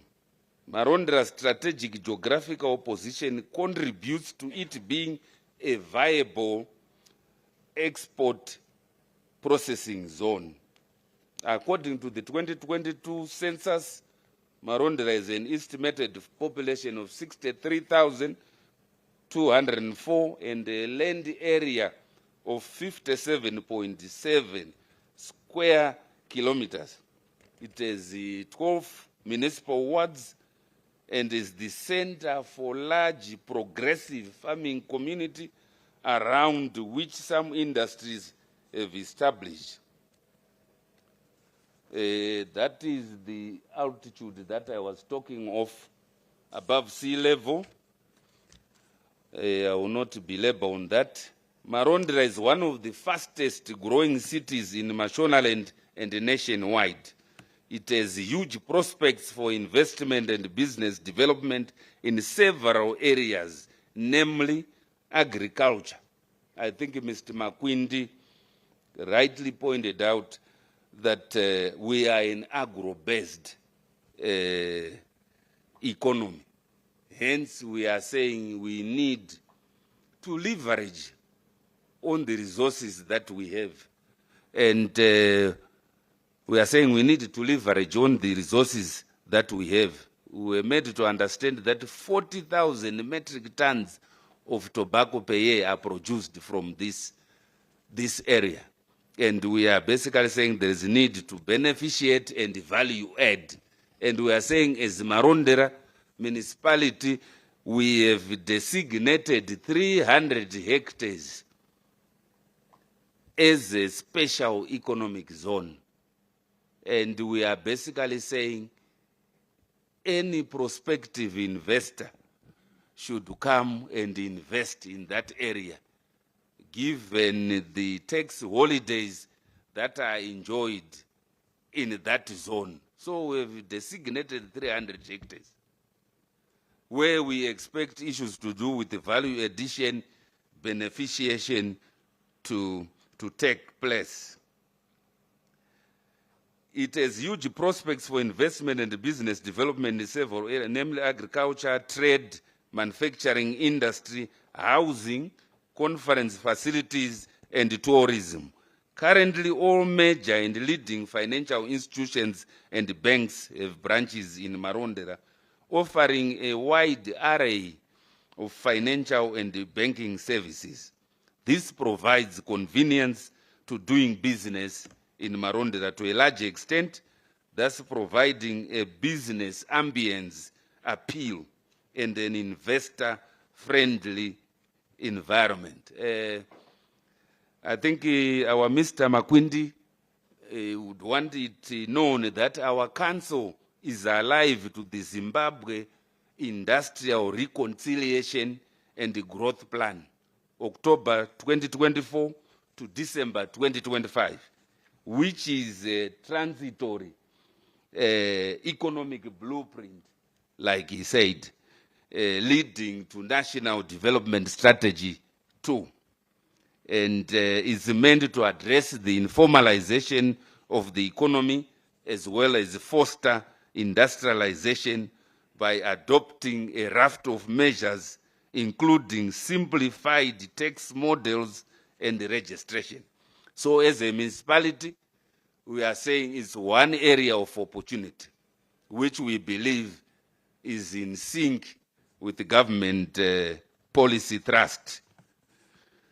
The ZIG, I may not bother to walk you through that. The Agenda 2063, as has been highlighted, is being driven by the African Continental Free Trade Area, which is a roadmap for achieving sustainable and inclusive development on the continent that is to be achieved through creating an integrated market for the trade in goods and services, as well as the free movement of people and capital. Basically, we are saying, as a municipality, we intend to take advantage of that enabling environment where we envisage a borderless Africa. The issues of import duties and you name it will be a thing of the past. And we are saying, as Marondera municipality, with our vision, we should be able to find traction. The diaspora is an avenue for investment. The diaspora has been contributing significantly to Zimbabwe's economy with over 2 billion in forex being realized from diaspora remittances annually. This background provides a solid footing for significant investments, hence the desire by our council to tap into this potential investment market. The municipality is keen on coordinating and facilitating contributions of the Zimbabwean diaspora, including remittances, transferable skills, and the networks which are integral to the development of a modern, knowledge-based economy of Marondera. And we would like to, as Marondera, to use this platform, this investment platform, to get to know its diaspora by mapping their locations, compiling inventories of their skills, experience, and engaging a wide range of the diaspora in listening events such as this one, to understand what the diaspora is willing to offer and what it expects from council in turn, as this will lay the foundation for good communication and mutual trust building between Marondera and its diaspora investors. Diasporans have the potential to help manage Zimbabwe's risk profile and advocate for the enactment of investment protection laws, mobilize foreign investment into Zimbabwe through a global investment drive. Investors from Australia that recently engaged the council were led by Zimbabwean diasporans. Engage past, present, and future investors and address issues of concern in order to bring them to the table and renew foreign investment in Zimbabwe. Help Zimbabwe catch up with the international community in terms of economic development trends. Market and showcase Zimbabwe's investment opportunities on the global stage. Provide networking platforms for local and international entrepreneurs who may be looking for partnership. The municipality is soon to establish a diaspora desk within its investment portfolio committee, which is expected to typically cater for the unique needs of diaspora investment. The diaspora desk will primarily focus on providing investment information, processing investment proposals, answering queries, as well as taking suggestions from the diaspora community. Areas of opportunities: education. Investors can buy land or rent premises to invest in establishing education centers in the form of nursery schools, primary schools, secondary schools, or even higher education centers. The growing population is putting a demand on our local authorities to establish more private education institutions, and our council is no exception. Gated communities, that's another opportunity. As the municipality of Marondera marches towards its vision of becoming a vibrant smart city of service excellence, the need for private accommodation is growing. Hence, diaspora investors have the opportunity to invest in establishing gated communities.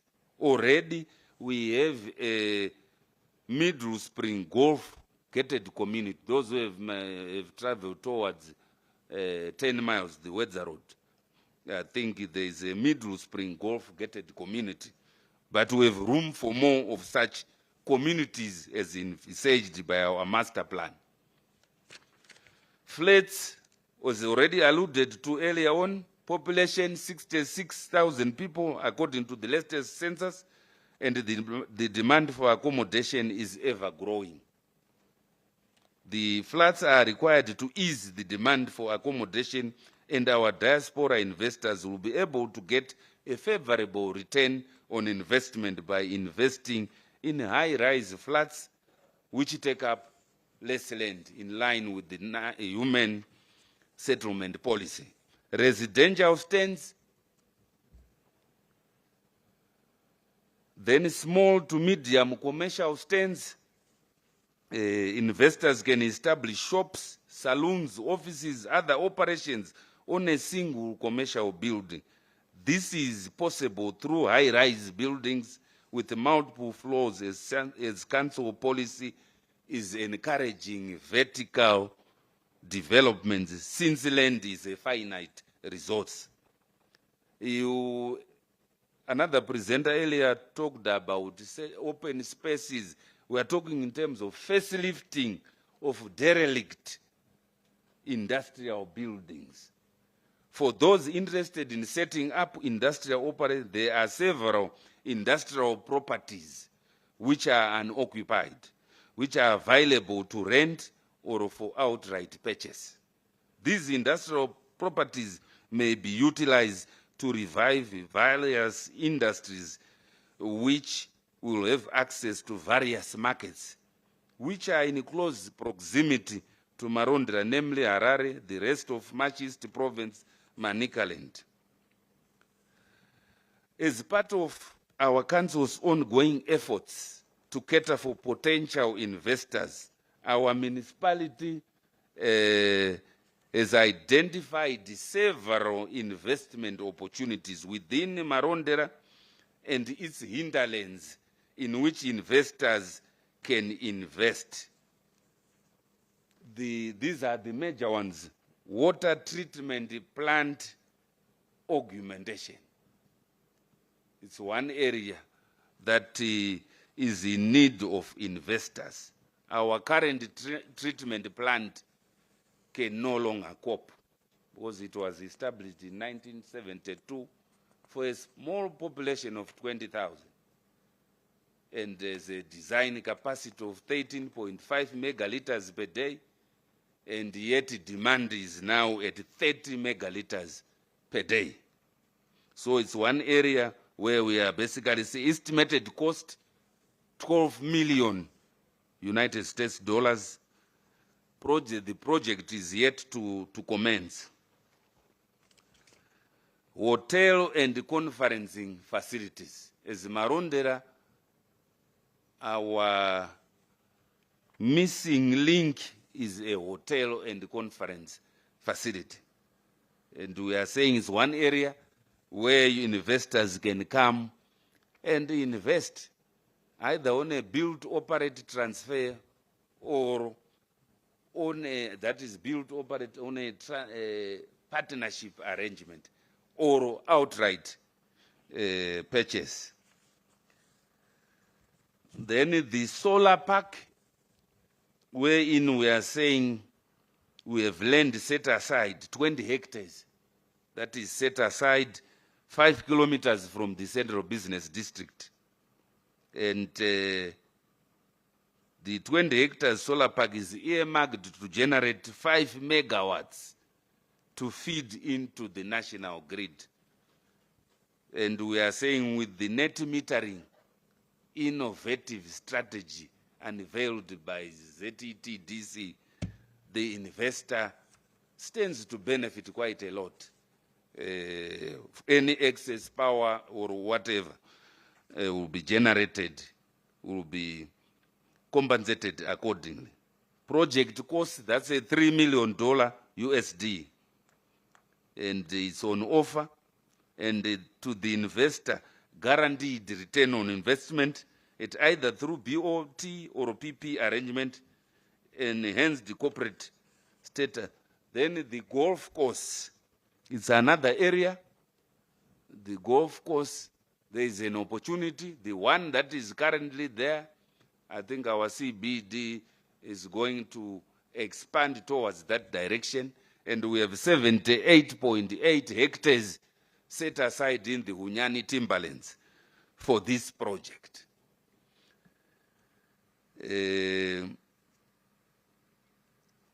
Any arrangements, BOT or joint ventures, we are amenable to any arrangement provided it's anchored on a win-win arrangement.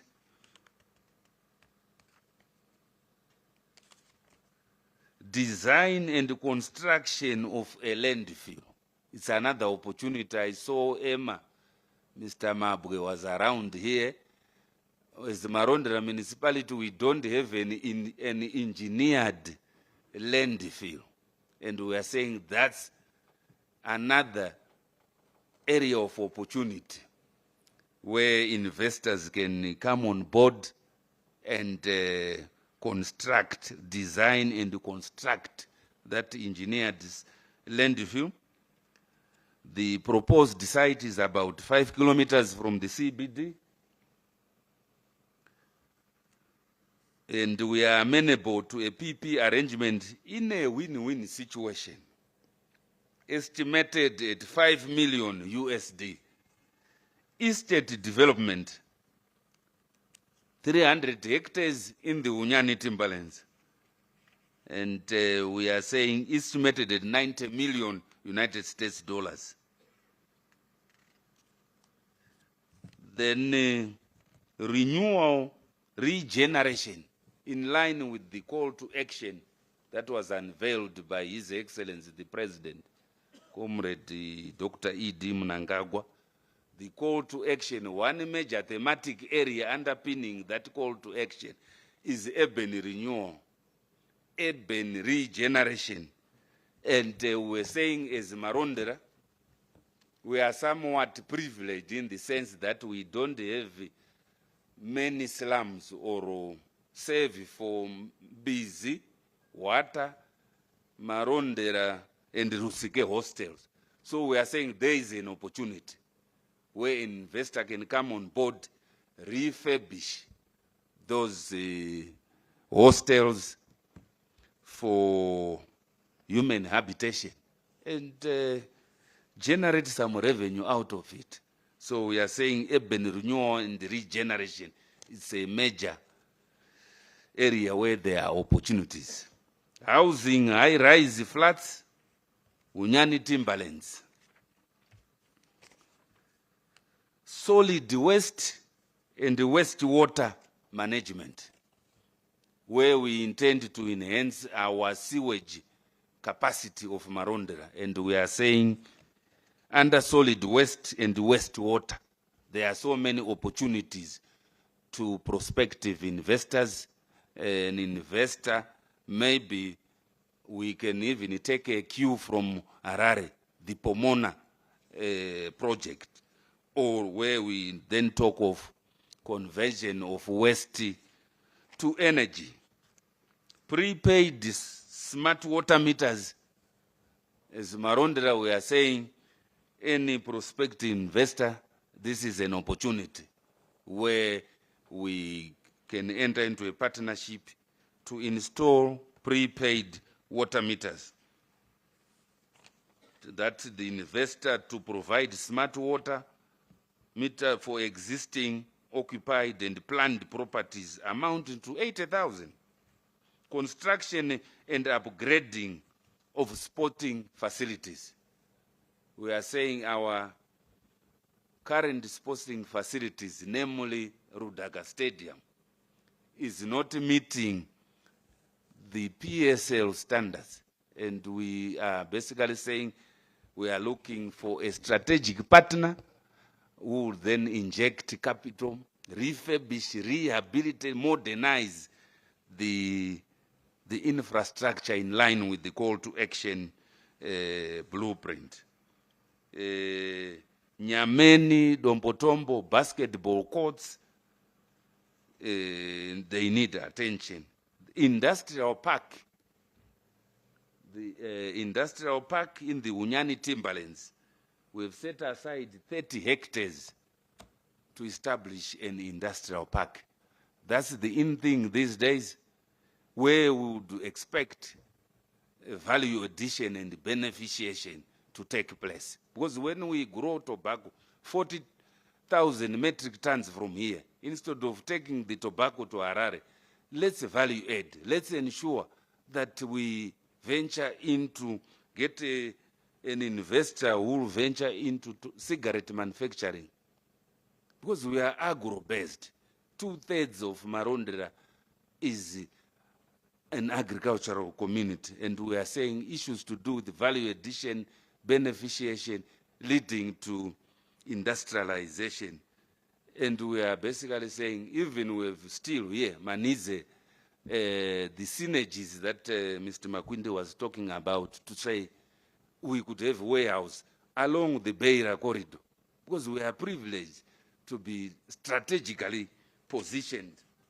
Provision of social housing is another area where there are opportunities. Social housing, these rental units, apartments for our low-income earners. Construction of schools. We have 10 hectares available for that. Commercialization of the council cattle ranching project. The council is offering special economic investment opportunity to investors like the 300 that I talked about. Investors in the special economic zone sector will enjoy the following: low lease rates, discounts on business licenses and land purchases, flexible partnership arrangements, tax holidays on rates, and we, like I alluded earlier on, that the critical question begging an answer is why invest in Marondera? Ladies and gentlemen, if it wasn't already clear why you should invest in Marondera, here are some of the additional reasons why. Marondera is the provincial capital for Mashist, an important regional service center for substantial parts of Mashist and Manicaland. Marondera capitalizes on the decentralization of industry from Harare to accommodate a wide range of industries, including high technology. For the investor, Marondera boasts of abundant water supply. Muchekerano Wenimbe, Rufaro, Nyambuya. Competitively priced industrial, commercial, and residential land readily available, tarred roads, trafficable roads, recently resurfaced in all industrial, commercial, and low-density residential, skilled and semi-skilled dedicated labor force, reliable communication network is available through public and private players in the sector, enhancing the ease of doing business. Modern waste management techniques are utilized for a cleaner Marondera, offering opportunities for investors who want to invest in waste management.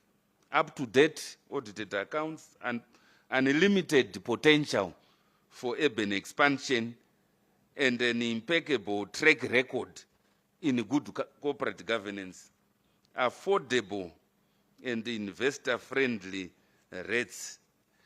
The current major investments in Marondera is shown investment opportunities in pictures. That's invest in water recycling, the expansion of the water treatment plant,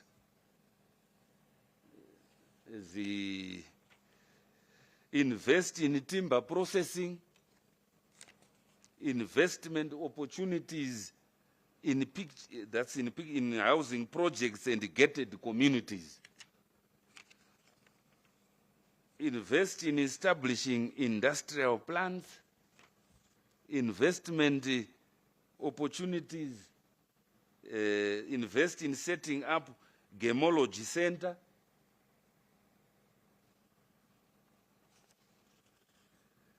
invest in automobile servicing, assembling, and manufacturing. I think Mr. Makwindi talked about import substitution, to say our import bill is on the higher side. There is need for us to come up with strategies under the Africa Continental Free Trade Area, so that we focus on issues to do with quality assurance, standardization, so that we compete, we are able to compete. Invest in hotels and real estate. Invest in hotel and conference facilities. Invest in clothing and textiles. Tobacco processing and auctioning. Invest in tourism. I think we have Imire Gum Park around here and the other areas here, Gosho Park, to name just a few. And we are saying we are adequately equipped as a local authority to respond to any emergencies. Because investors, they want an enabling environment. An investor's focus is on increased return on investment. That's our council. Waterworks, Shepperton housing project underway as we speak right now. Ruzawi West housing project, road construction, newly acquired transformers. The equipment that we acquired, because as a local authority, our duty will be basically to create an enabling environment for investment. And in conclusion,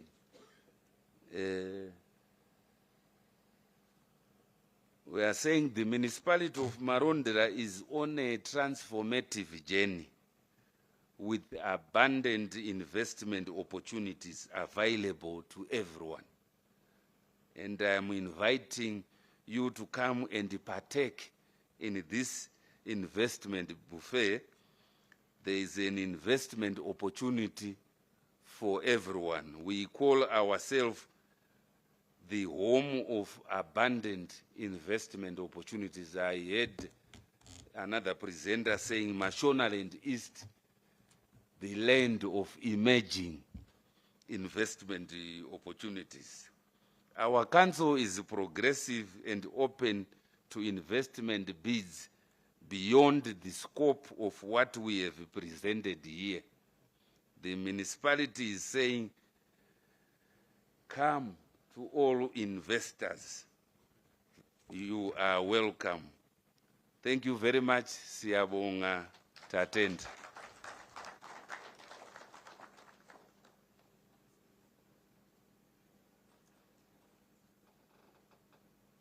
Thank you very much, Nyamzio.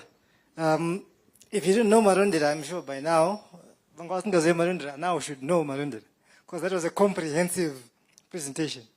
I'm sure by now, in the interest of time, and because the owner of the premises has spoken, in the interest of time, everyone else from a law or local government authority, we are requesting you to stick to a maximum of 5 minutes.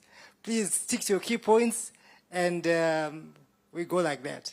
This is because Nyamzio Wataula and Ndumuzio Njimbo Avashati Zingibano. Just one thing. He says that the town has a population of 66,204. That may be a bit erroneous by 4. It's now 66,208 because I'm bringing myself and my family here. Thank you very much. And then we're moving on to our colleagues from Goromonzi. I'm sure it's Mr. Madovi who is coming to give us an overview of the investment opportunities there. Please come and tell us what we can get from Goromonzi, apart from the fame of Goromonzi High School. Thank you, sir.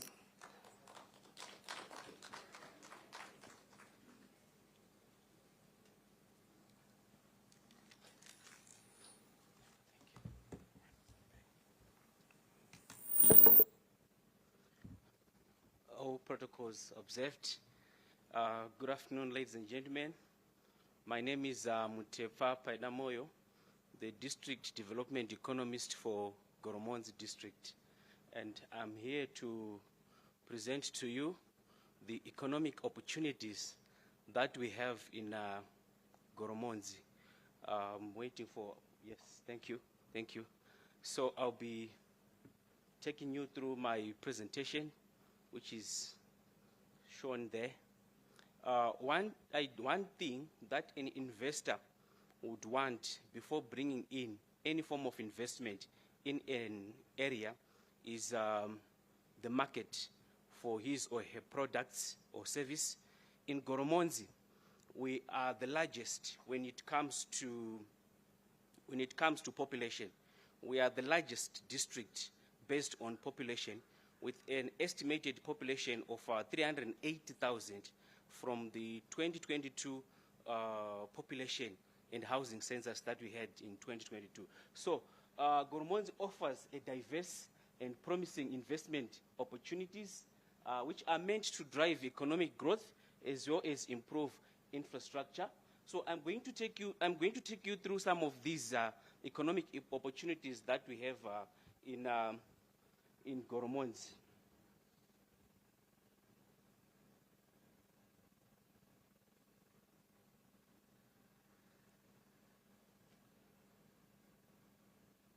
So we have the Melfort Shopping Mall, we have Dombosha food processing plant, and a multi-purpose sports facility. Overview of the projects that we have. Because of our strategic position as a district, we are strategically positioned that we are highly visible to the investors. We are highly visible to new residents who would want to come and reside in Goromonzi. So there's nothing that would stop investors to come and select either one of these projects that we have. So let me take you through the Melfort Shopping Mall. The problem that we had was a lack of a modern, state-of-the-art shopping mall that we can have in Melfort, and we have plans to establish. We are working with Marondera University of Agricultural Science and Technology to establish a campus in Melfort. So there is need for supporting services in Melfort. So one such supporting service would be a shopping mall. Target market. We have local residents, businesses, travelers, And I've already mentioned that we will have at some point in time a campus that would bring more students, which is expanding market in Melfort. So your market is already guaranteed there. Then why should you come? Why should you bring your investment to Goromonzi, especially in Melfort? We have financial returns, rental income from retail and office space, parking fees, food court concessions, and entertainment revenue. The strategic position that I've highlighted, Melfort is just along the highway, the Harare-Mtare highway, and there is huge visibility there. When people are passing through the highway, they'll be able to pass through and make use of the services that would be providing. And its contribution towards economic growth cannot be ignored as well.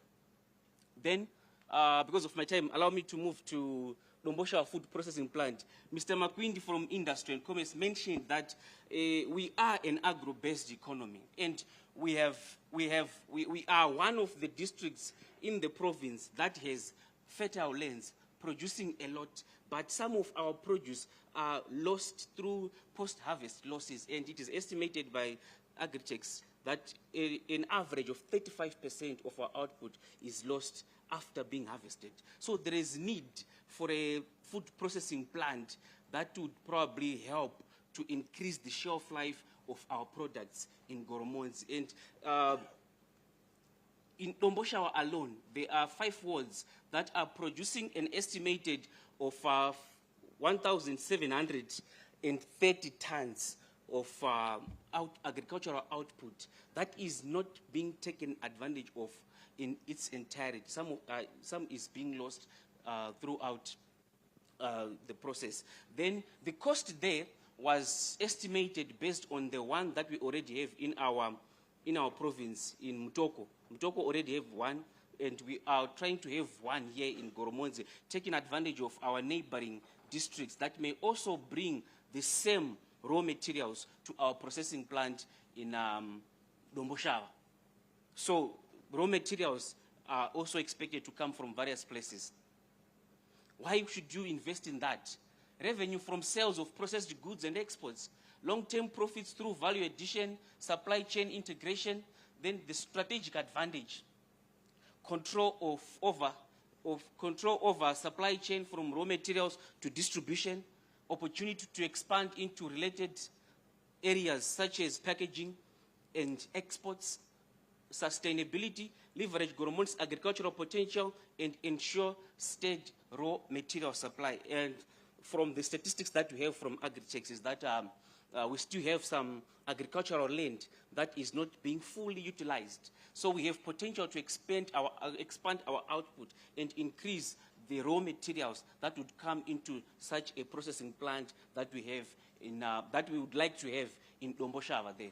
Then project financing, we're looking at a public-private partnership where the local authority would provide the land as equity, and the investor, instead of paying for the land, you come in and start the construction of the processing plant and buy the necessary equipment for such a processing plant without necessarily starting by buying the land, which may delay the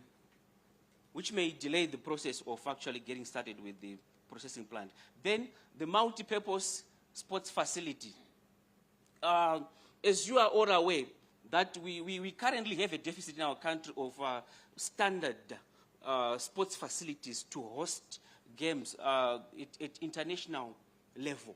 So we were also looking at a multi-purpose sports facility again in Melfort, which would attract not only people from Melfort, but also sports organizations, football clubs in Zimbabwe that are mainly found in Harare. They would be attracted to come to Melfort and make use of our sports facilities that would have in Melfort. So target markets, sports enthusiasts, schools can have their competitions, corporate clients, football clubs in Harare and surroundings. As you know that at one point in time, Dynamos would travel to Blawayo to make use of Baba Field Stadium, whilst we are here in Goromonzi with the land that is available. So we have a lot to offer when it comes to sports facilities. Why would you invest in such a facility? Membership, event hosting, sponsorships, and rentals. Those are the financial returns. As you are all aware that our population in Zimbabwe is mainly made up of the youth who wants to enjoy themselves. These sports facilities can also host some music concerts, and that would happen on a weekly basis. Then you are guaranteed of some financial flows as an investor into your pocket because of that particular investment. Then as part of strategic process, as a first move advantage in a growing market for sports and recreation opportunities, you are likely to get other clients after having put in place such a marvelous sports facility. You are likely to be given other opportunities in other districts to have such a facility. So please, investors, rush to Goromonzi so that you're able to get other contracts from our fellow districts. Then what are we doing to attract investors in Goromonzi? Ease of doing business, streamlining investment processes through public-private partnership, reduced bureaucratic hurdles and clear regulation for investors, infrastructure development. We are working on our roads so that investors are attracted by the road network that we have, because the investor would not want to be delayed because of other externalities like poor road network. So we are working on that to attract more investors. Market outreach, we have a huge market. Incentives for investors like tax breaks, subsidies for high priority projects. We are in the process of crafting an investment policy which is intended to make sure that as Goromonzi, we have the intended investors to drive the development agenda in our district. So as a conclusion, with the successful implementation of these projects, we intend to transform Goromonzi into a hub of sustainable economic growth and development by leveraging on our strategic location, the natural resources that we have, public-private partnerships to improve livelihoods, attract more investment, and create inclusive opportunities for all citizens, contributing to Zimbabwe's Vision 2030. We also have successful projects that have been implemented in Goromonzi, like Prospect Lithium Zimbabwe. We have Hukuru, Daily Chicks, and Valley Seeds. These are examples of the investments that we have in Goromonzi that have performed very well. So we have a reference point to go and check the records that we have in Goromonzi. I thank you, ladies and gentlemen.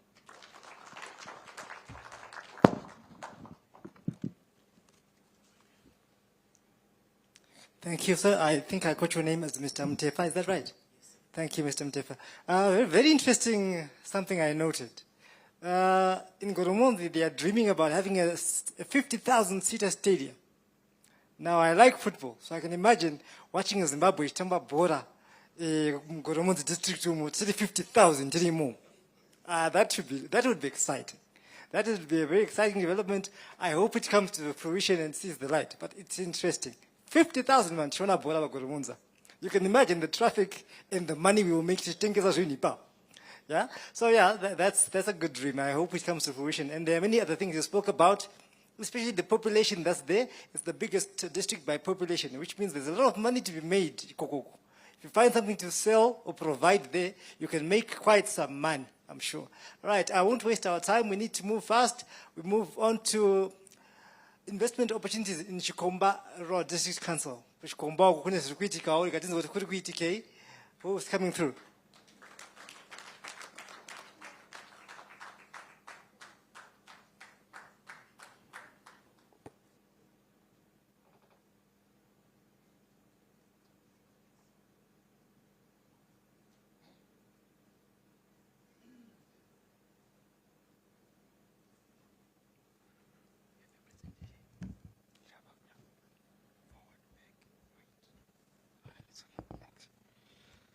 Good afternoon to you all, and all protocol observed.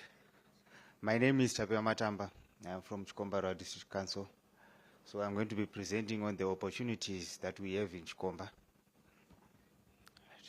So I'm waiting for the presentation to be beamed on our screen. So probably as I wait for my content to be uploaded, let me just take you through Chikomba district as a strategically positioned, I think, central in Zimbabwe. On average, we are 10 hours from each border post, and I'm referring to the main border post, that is the Bedbridge border post, Chirondu border post, and Plumtree border post, as well as Sango border post. Thank you. So I may now proceed to my content. Now, in Chikomba Rural District, we have got a unique landscape for investment opportunities, and my presentation aims to provide a strategic overview of the potential sectors that investors may come to invest. So our economy is primarily based on agriculture, and the most prevalent or the most advantageous agricultural activity that is undertaken is cattle ranching as well as crop husbandry. But there are various sectors which are emerging as gigantic, which is tourism, mining, and infrastructure development. So as I spoke earlier, our location is kind of more strategic, and we have got the major highway, which is the A4, the Harare Bedbridge Highway, and we've got Mutare Highway as well.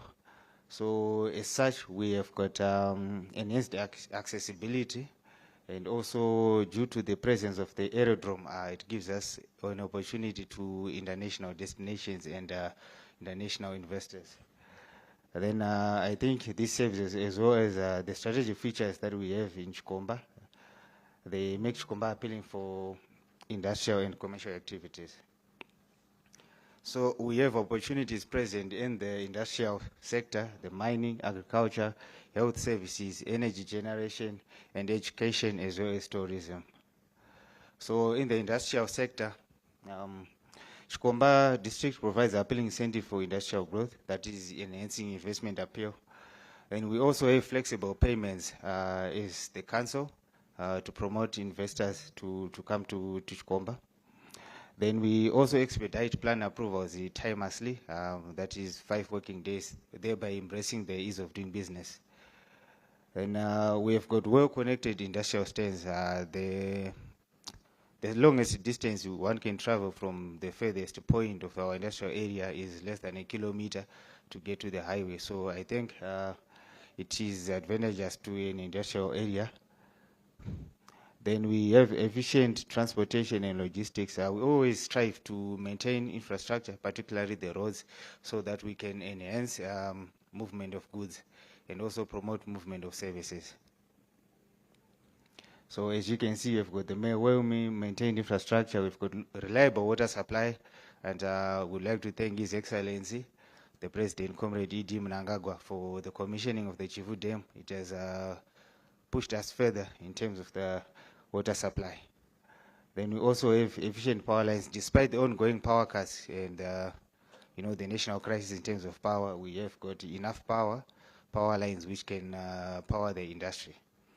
Then we also have tailored waste management schemes whereby we have refuse being collected from the industrial areas timelessly and efficiently to promote sustainable development as well as to protect our environment. Then we also have enhanced service delivery. As Chikomba District Council, we always aim for the best and to strive in excellence in corporate governance. Then there's also agricultural potential in Chikomba. As we all know, agriculture is the backbone of Chikomba, as I spoke earlier.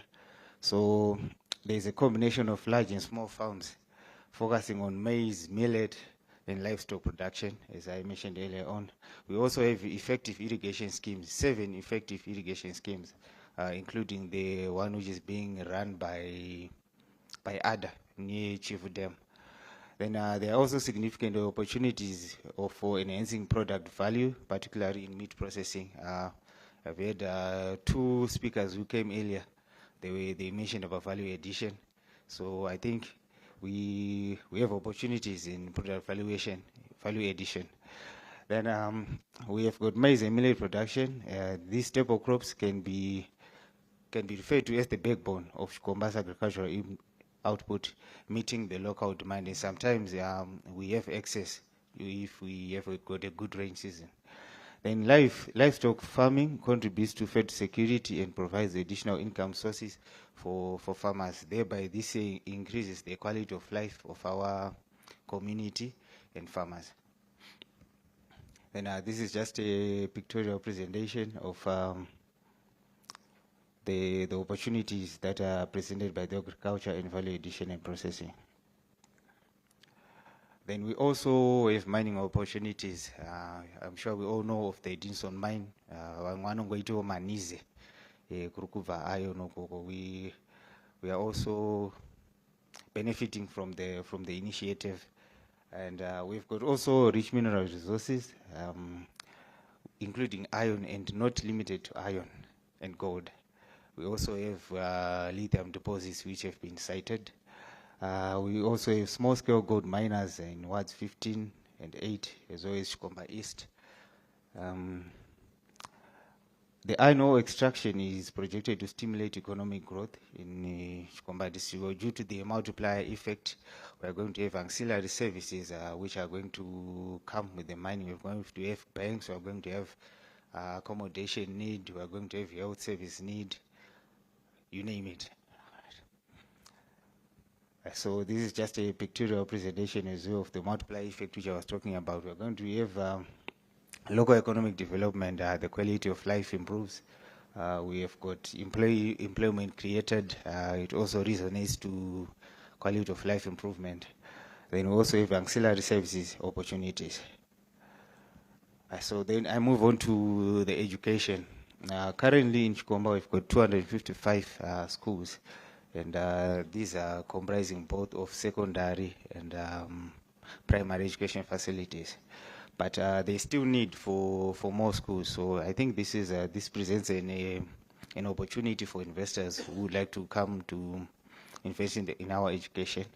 And as council, we have taken the initiative of allocating land for schools, boarding schools, and day schools, ECD centers, amongst others. So this is just a presentation of the opportunities that we have.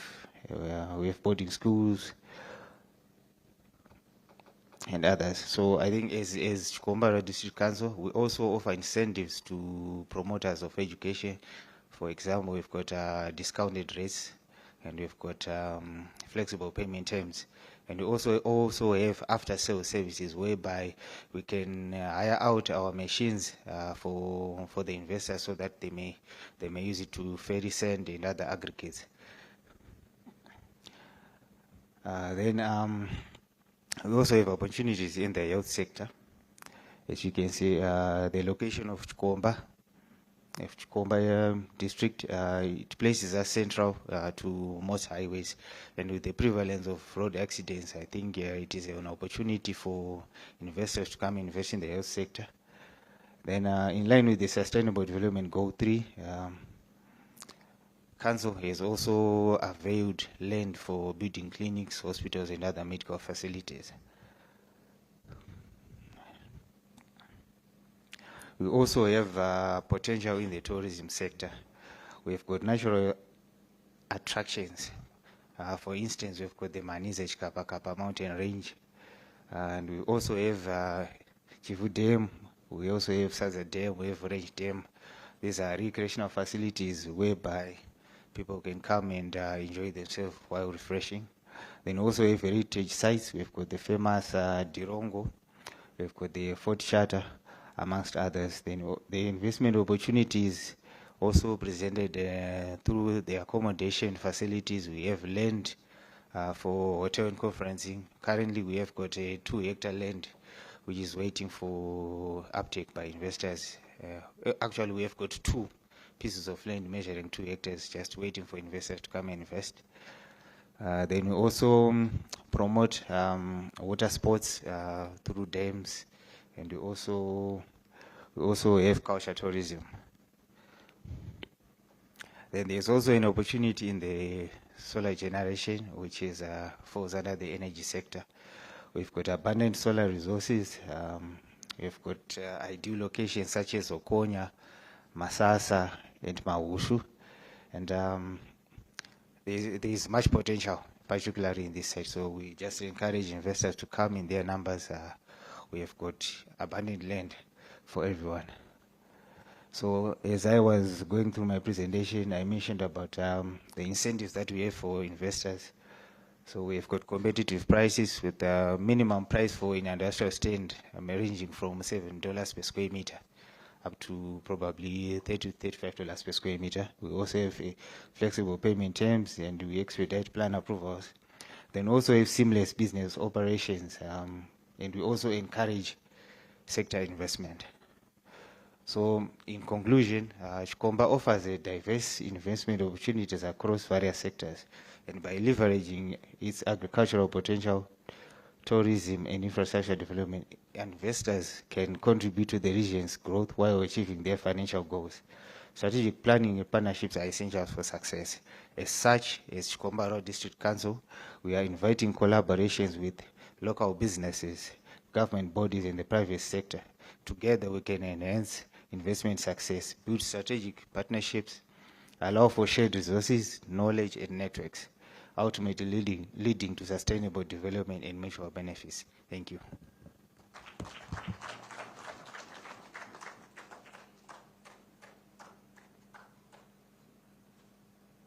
Thank you, Mr. Matamba. I'm a dreamer myself, yeah? So I like dreams. When I hear things, I start seeing visions of certain things. Mr. Matamba spoke about the aerodrome in Chikomba, and I was smiling because I was imagining an airport there, you know? Uchibva kumusha kwenyu kwira ndege zvako. Wosvika kuHarare zvako pa-airport ena magwenyu, or wherever you're going to Bulawayo, wherever you're going. But the point is, these dreams are supposed to be validated, you know? It's one thing to say them and to be happy about them, but I'm sure at some point we should be able to do something about them. I once went to a country in West Africa. I'm not being xenophobic. I'm being very Zimbabwean. I went to a country in West Africa, and I spent 49 days there. And every day of those 49, I used to say to myself, I saw things that I felt could be done here, that should be here, that I felt belong here, but I saw them there. And I felt inferior because in my mind, and I'm sure they were dreaming about airports in Chikomba, stadiums in Goromonzi. I'm sure they started there, but then they took it further. So we need to take our dreams further. They are there now. But what are we doing about them? I'm sure at the end of the day, we will have concrete plans of what to do. Because we are dreaming big, but what are we doing about it? Over to colleagues from Manyame Road District Council to give us their dreams. I'm waiting to hear what they are dreaming about. Who's coming through? The good man is coming through. Thank you.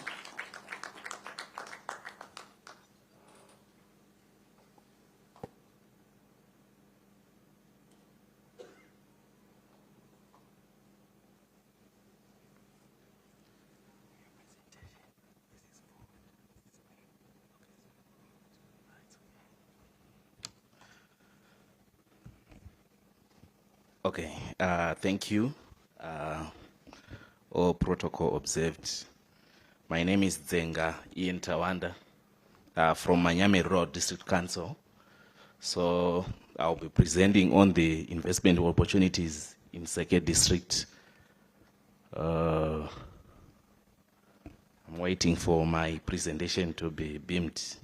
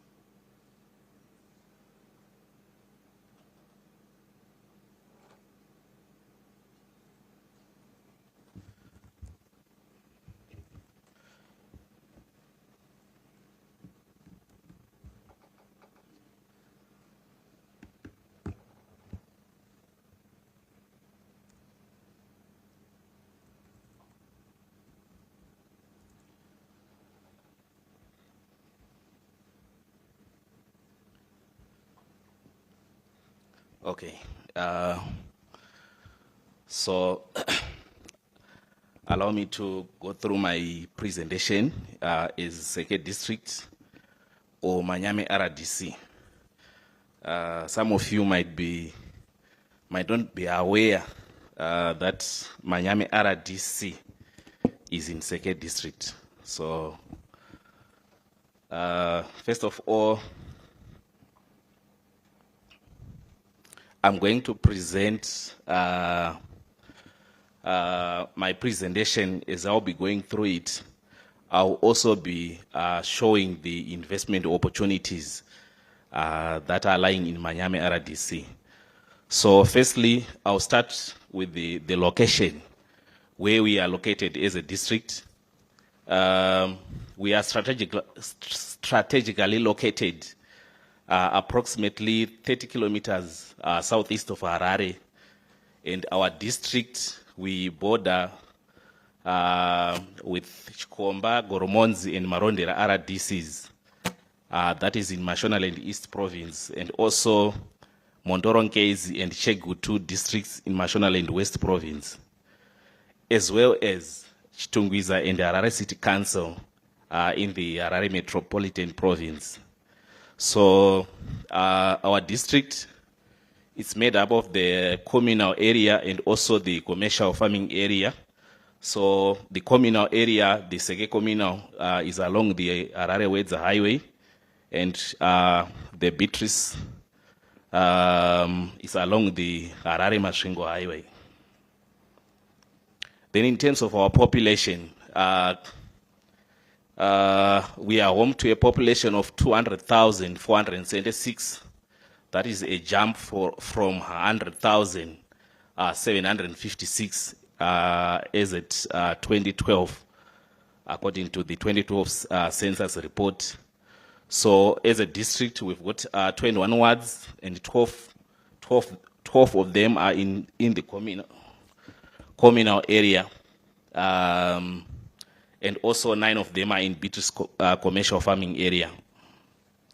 Then our main economic activity, just like all other districts, we are an agro-based economy, and our district is predominantly falls within the ecological farming region 2, and we are saying the climatic conditions are very conducive for agriculture production. So as a district, we boast in terms of agricultural produce, that is in terms of tobacco, tomato, soya beans, potato, maize, beef, dairy, poultry, and other horticultural crops. So in essence, we are saying it opens up economic opportunities for agro-processing, transportation, and related activities. Then I move on to the infrastructure. I'll start with the roads. Like I said, we are strategically located. So as a district, we are linked to the international markets through 2 major highways. The Harare Beit Bridge Highway, which has been recently upgraded, I think thanks to the infrastructural development agenda by the Second Republic. And we also have the Harare-Wedza Road. So as a district, again, we have a total of 1,044 kilometers road network. That are mainly gravel roads, and they are all trafficable. So every corner of our district is accessible.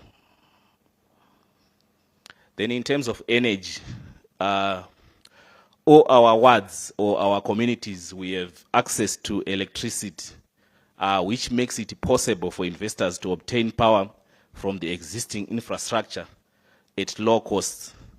Even our communal areas benefited from the government's rural electrification program, such that most homesteads are electrified. The district is abundant sunlight makes it an ideal location for smart energy production. that is solar power plants. Then in terms of markets, we are looking at agro-based markets. We have our Guja market, which is the second largest after Mbare Musika in the Greater Harare area.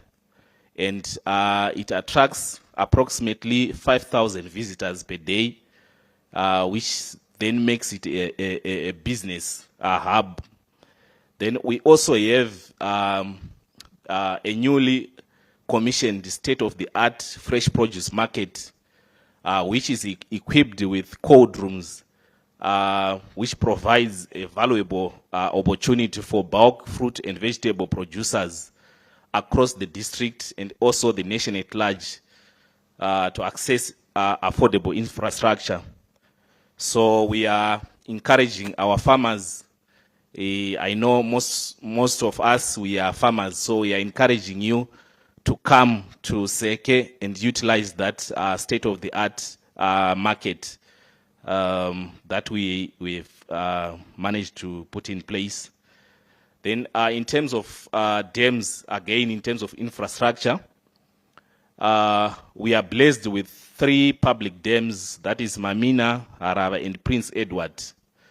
We also have several other dams, that is private dams within the commercial farming area of Beatrice, as well as perennial rivers like Unyani, Mupfure, and Ngezi.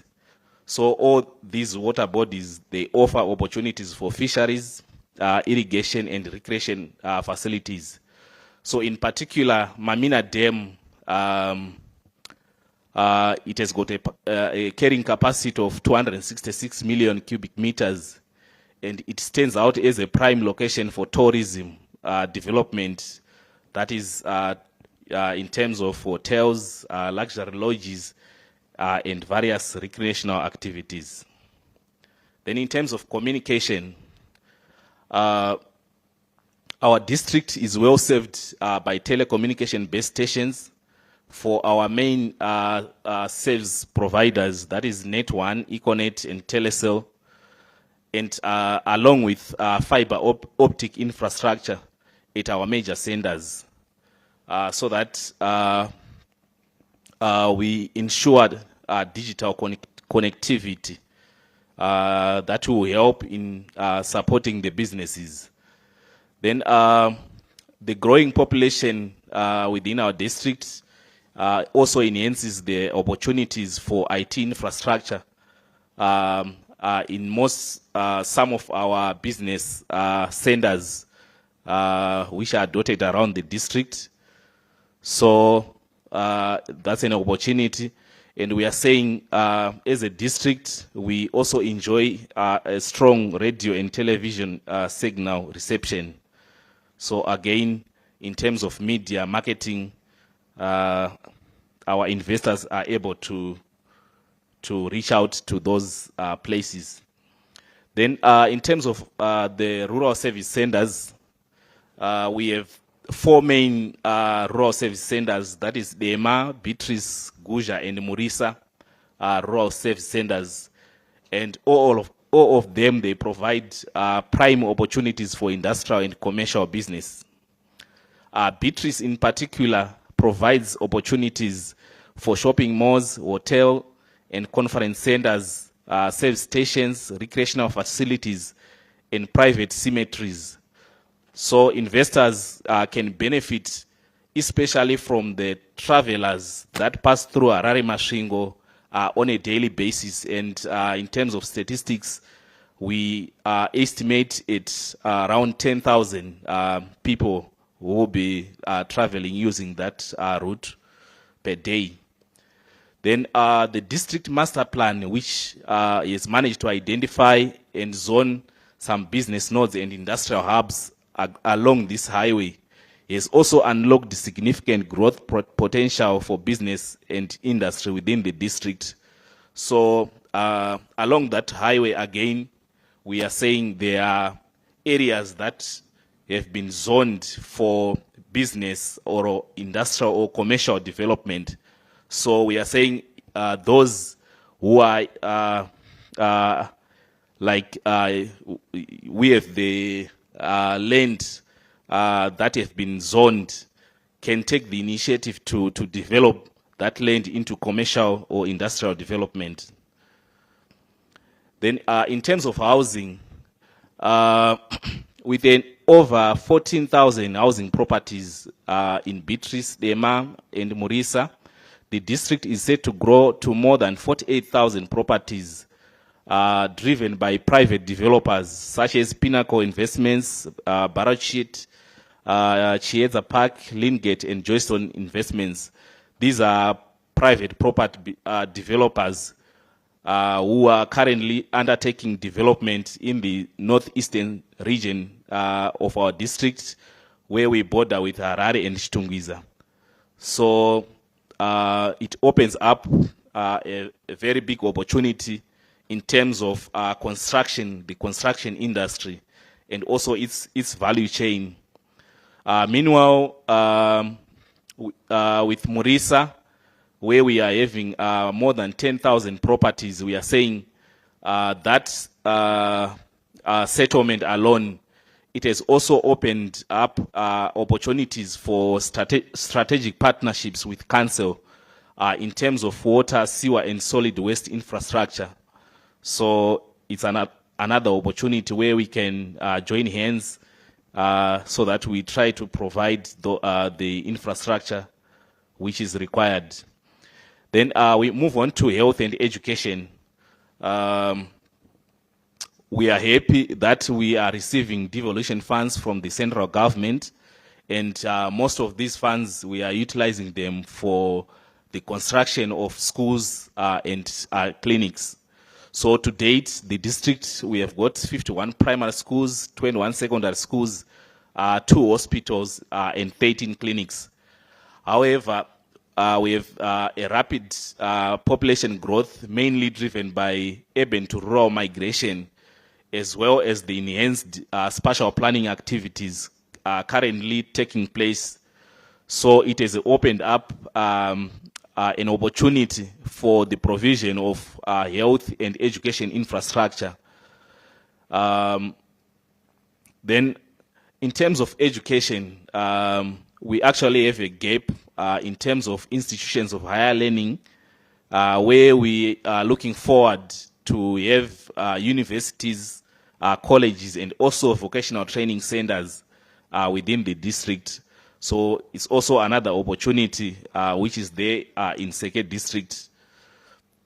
Then in terms of endowments, as a district, we have got rich mineral deposits, including gold, lithium, iron ore, and tantalite. All of these minerals, they offer opportunities for mining and the mining-related activities. Then we also have, like I said before, abundant sunlight within the district. So solar energy is also another opportunity where investors can come in and also invest so that we augment our current national power generation. At the moment, we only have one solar power plant, which is our solar power in Seke communal area. Then in terms of major investments so far in the district, you might need to know that Kefalos, which is a cheese-making company, is located in Seke district. We also have Ivins, Zimbabwe, Mascop, our solar park, Eli Mobile fertilizer manufacturing plant, then Mount Meru Millers, that is into cooking oil processing. Then we've got Beatrice Gold Mine, Nani Mineral Resources, Prime Crop milling plant, the Damview Hotel, Beatrice Lodges and Conference Center. Additionally, we have numerous private schools that have been established throughout the district, and we are saying all these investors, they've managed to create employment, and also opened up more avenues for investment and also partnerships. Then we cannot also leave out the culture and our heritage as a district. So we are blessed that as a district we enjoy our traditional leadership and cultural heritage under the leadership of Chief Seke. So we also do practices like Zundera Mambo and also Mukwerera. And we have got also other cultural sites like Chaminuka Shrine, which are also in the district. Then in terms of the modes of investments that we are offering as a council, as a district, we have 3 modes of investments. The first one being the joint ventures. Then we have outright purchases and also the triple Ps, that is public-private partnerships. So we are saying joint ventures, these are mainly found in farming sector or community where our farmers, most of our farmers, we have occupied almost 62% of our total land within the district. They can venture into these joint ventures arrangement, and also other sectors with where our business people can also join hands, enter into agreements, and also grow their businesses. Then the outright purchase. Normally, as council, we have got industrial commercial stands where we are saying investors can come and buy land through outright purchase. Then they can start to initiate their businesses. Then triple Ps, like I said before, we have Murisa area where we have got a settlement with more than 10,000 properties. So for us as council to provide the requisite infrastructure in terms of water, sewer, we need to enter into those triple Ps. So again, it's an investment opportunity. Then the incentives that we are offering as a council, we are saying we offer flexible payment terms. If an investor comes and wants to buy a property, we also try to offer flexible payment terms. Then we've got simple and quick approval processes in terms of trading license, in terms of plan approval, and these are the sort of benefits that comes through the implementation of ease of doing business reforms. Then we also offer preference in allocation of residential stands to investors. So if an investor comes and invests in our area, we also give them that preference for residential properties. Then the fact that we are strategically located or linked to international markets, the Harare Bait Bridge, and recently it has been upgraded. Again, it's an incentive on its own. Then in terms of regulatory authorities and licensing agencies, first of all, as a council, we've got an investment policy. That's our stance allocation policy, which I've just highlighted some of the incentives that we are offering. But we also work with other regulatory authorities in the process of trying to approve the whatever the administrative processes that are supposed to be done by investors. So we've got Ministry of Health. Normally they provide environmental health. They also give certificates in terms of environmental health. Then the Environmental Management Agency, we also work with them so that we ensure that our investors, they carry out the environmental impact assessments and get those certificates. Then the Liquor Licensing Board, where we issue our licenses as a local authority for those that are into liquor.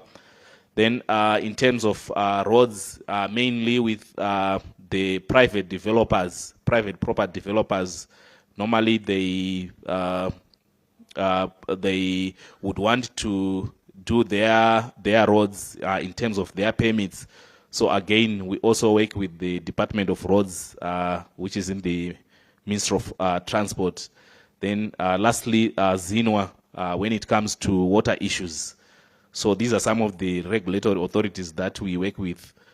Then in conclusion, we are saying as Manyame, we are leaving no one and no place behind.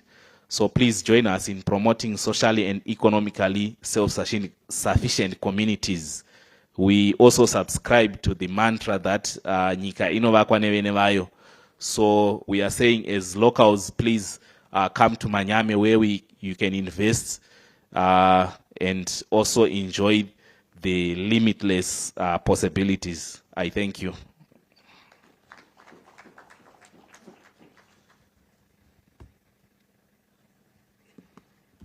Thank you for that presentation. He says they're leaving no place and no one behind, like the president says. I'm not sure second time makavaudza kuti muda went tese tiende kwa munogara.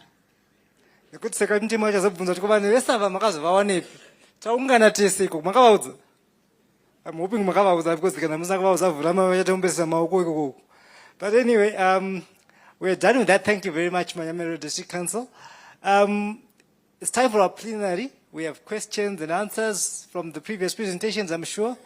We want to keep it short because we are behind time. Because this is just the end of our first session. It was supposed to be this morning. So if we have questions, can we have them? And we ask our presenters to answer. Does anyone have a question? Because I had questions. I'm sure unless questions, please. Are there no questions? That can't be possible. That cannot be possible. No, it's not possible. Unless you're saying kuti manzwisa zvese, or I'm not a manzwa.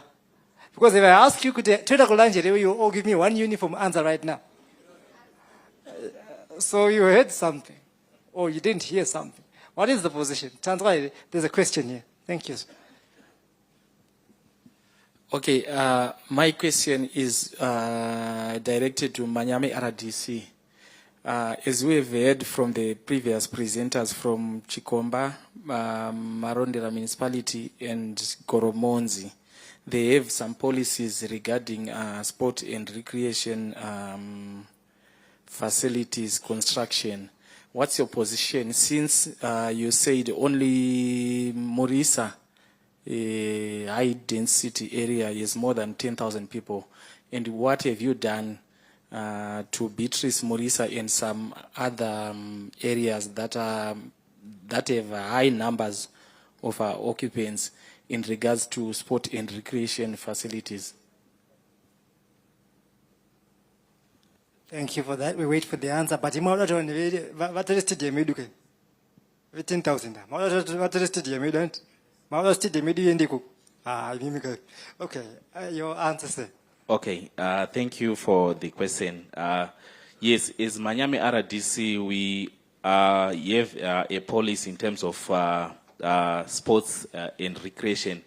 Maybe the challenge that we are having, especially in areas like Morisa, you realize that most of the areas that we are sort of like regularizing, they've been occupied already.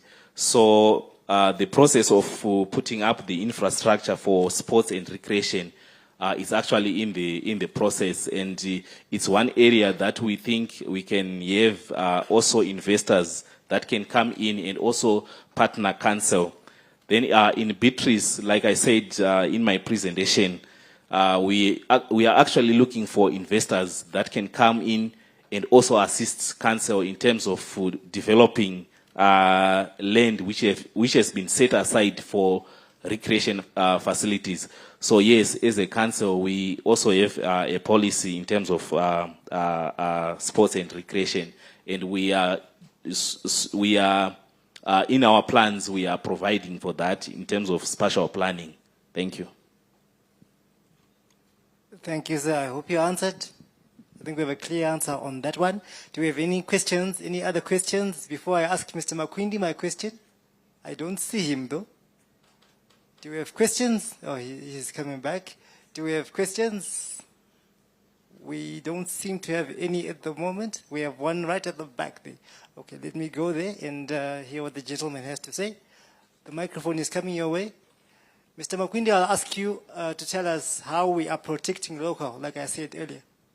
Because we are promoting local, how are we protecting local after this answer? Thank you. Question. Maybe one of the funniest questions is to all the local authorities. One thing that I'm hearing about inviting investors, are they the international investors or also the local investors? Well, it seems like we've got local players who has to what we need. For example, the first president of a local authority, which is ours, Marondera municipality, and one of the cry which is in Marondera is the water situation. If we, and on any point, did we include local investors like Anachivayo, Watiwakiro water treatment plant, and Drungo Tarisa Konsejet? Thank you. It's not a funny question, it's an interesting question. I think it's a relevant question. I'm not sure the Sewikno can get access to this question though, but it's a very interesting one. Is there a question? Okay, there's a question there, but is there someone to answer for the local authorities, whether you are incorporating local investors? Does anyone want to speak on their behalf? Does anyone have an answer for the local authorities? Yes, there is one there. Let me come to you.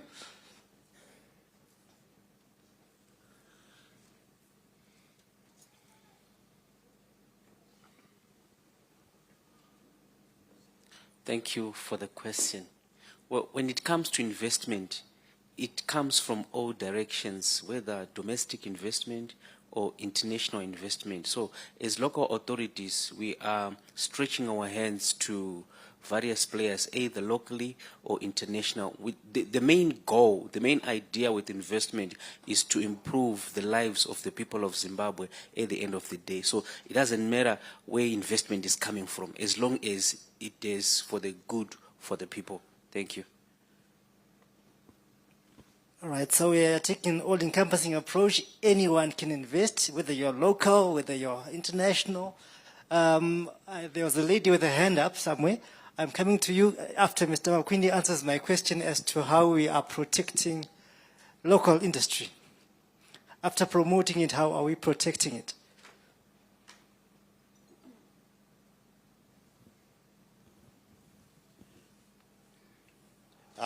Thank you very much, Master of Ceremonies, for that question.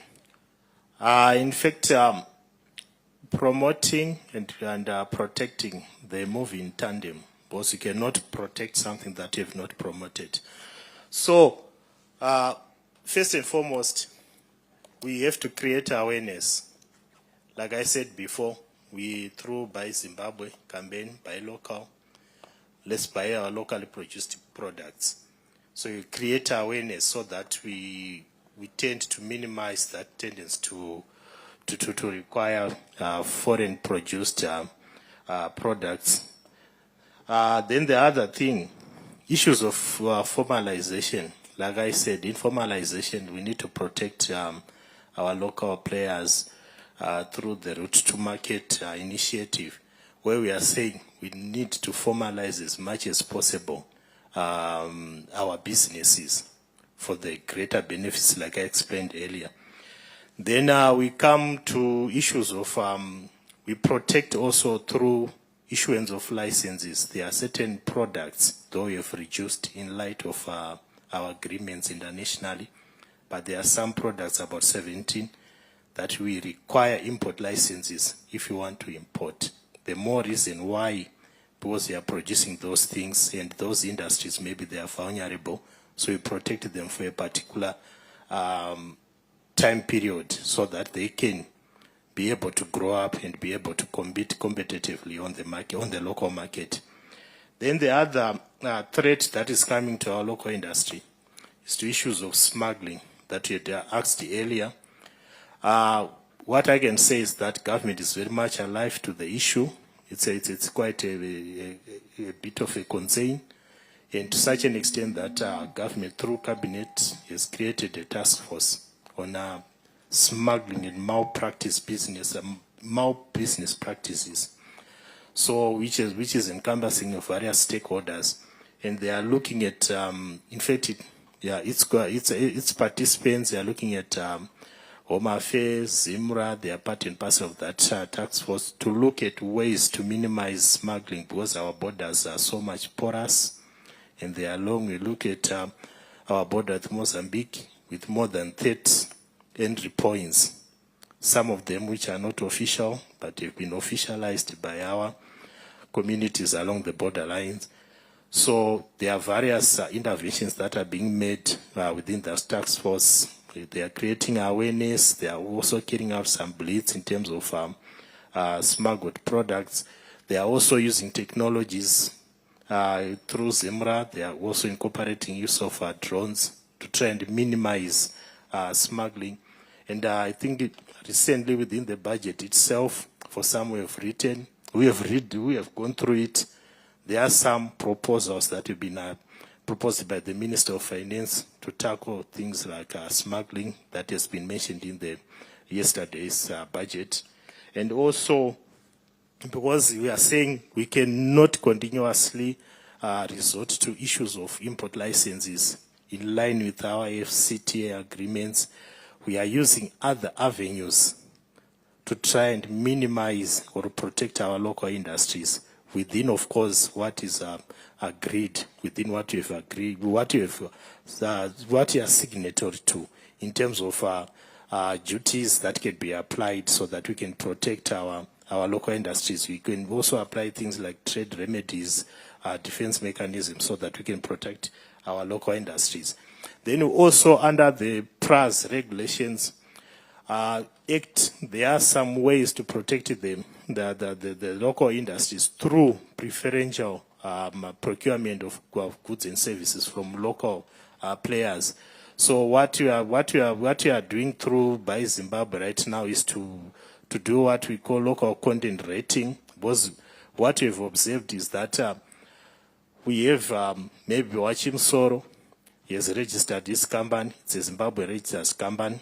But when it comes to access to tenders, because they're a Zimbabwe registered company, he goes to import the products and then he gets a tender because he is a Zimbabwe registered company. So so we are trying to address that anomaly through saying we need to check the extent through which you are producing those products that you are promising to supply. Are you producing locally so that you can qualify for local procurement within various departments that procure from that? So those are some of the issues we are carrying out in order to protect our local industries. Thank you.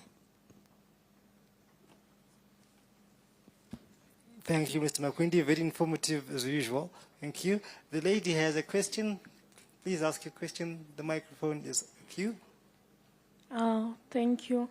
I wanted to ask the previous presenters on issue from their presentation. I only had the opportunities available. So my question was on Kuti, do they have anything on offer for the youths, like to set aside 25% for the youth here? Kuti, if my youth are kuya kusko investor, are you willing to invest on something? Zvakasiyana here, the treatment, or is just no urimu youth. Like I have applied for land sometime last year. Then the interview was like, unaiwana kupi mari yacho nezvauri yauri kuita truck stop. So my question was directed to my local authorities, kuti, do we have something for the youth pama opportunities, or is just for international players only? Thank you. That's a burning question. Do we have anything for the youth? I may as well extend it and say, do we have anything for the youth and the marginalized communities, the women, the persons with disabilities? What are the provisions there? Are there any special exemptions? I thought I saw a hand there. Okay, there's a hand there. Maybe we will get an answer. You have a question? It's a question. Okay. I thought we had somebody wanting to answer for local authorities. Does somebody want to answer? And other marginalized communities, are you doing anything or not? I hope you are. I hope silence doesn't mean you're not. Is that a question and an answer? That's an answer. We have an answer here. Let's go and hear what they have to say.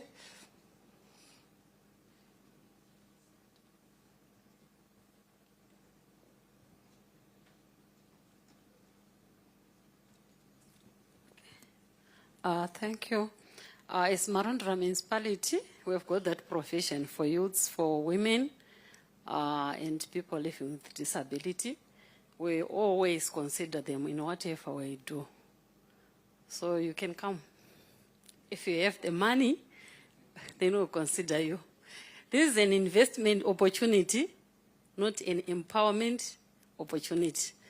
So if you have the money, we'll consider you. Thank you.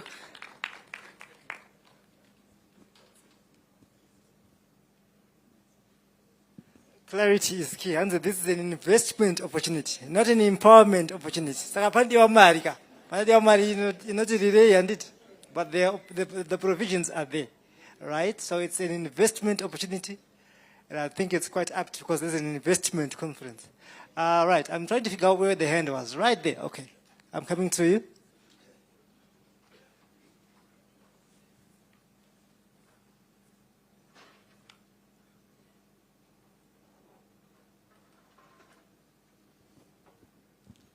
I like the definition of terms right there. Talking of investing, we are looking at Marondera in 2024. Marondera has had recreational facilities way back in the day. As we speak right now, the new residential areas do not have recreational centers, not even parks. Now, coming back to investing, the children are the future, right? Most of these recreational centers that are non-existent now could be part of the investment that we may need to ensure that we all attain Vision 2030 together, alive and kicking. If we don't have these multicultural purpose centers and recreational centers, then all the investment that we are seeking from foreigners as well as local players won't have people to enjoy that. So that's just my question to Municipality of Marondera to see what are they planning about recreational facilities and multicultural purpose centers. That's just a question. We don't see parks anymore. We don't see swings for the kids. Yes, they're saying it's investment, but I'm also looking at investing in the kids, investing in the future. Thank you. That's a very appropriate question. Maybe because I have kids who want swings in Marondera. Is our spokesperson for Marondera here? Are they able to come and give us an answer to my swing? I thought I saw a hand. Yes, there. Right. Okay.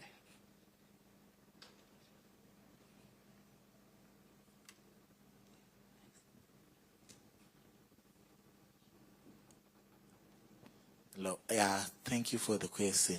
In terms of sporting and recreational activities, we have got a number of things that we are doing as the municipality of Marondera. For instance, recently we are just establishing multi-purpose sporting facilities in the Nyameni area. I think those who live around that area can testify that we are creating grounds for various sporting activities like netball, tennis, etc. That's one of the things that we are doing. And recently we've been in talks with several people locally who are interested in rehabilitating and refurbishing our sporting facilities.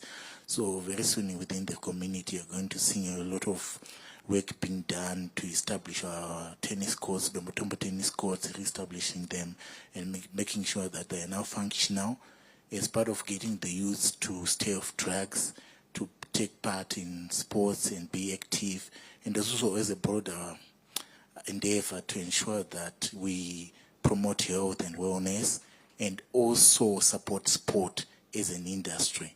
So we are quite alive to the opportunities that sports have to offer.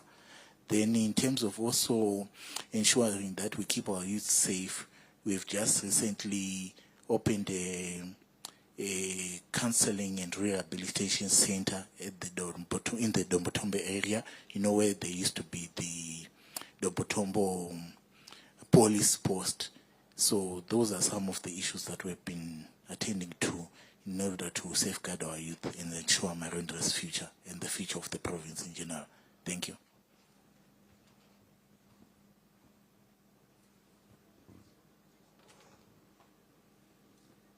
Thank you very much, City of Marundra, for that answer. Are you happy, sir, with the answer? We're told the future is safe. Yes, 67.3% answered. I'm not sure where the 32.7% has gone, but he's partially answered, yes. Do I come back to you? You want a follow-up question? Do you want to follow up with the question? It's okay. All right, so we're told the future is safe. Our children can come and swing in Marundra. I'll bring my son tomorrow morning, and we'll see.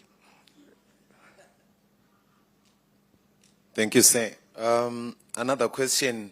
I'm happy I heard ZIDA representatives are here. When you are talking about investment, especially in the local authorities, how are the people and how is the local authorities protect the people from tenderpreneurs? Because sometimes we are calling this investment, and what we are experiencing in some of the PPPs or the tenders whatsoever, they do not benefit, they are not producing, they are not bringing out the investment that we are expecting. So how is ZIDA and the local authorities are coming up with a very good investment that will benefit the people? Thank you for the question. In sum, you're saying that what we think is investment may turn out to be exploitation. All right.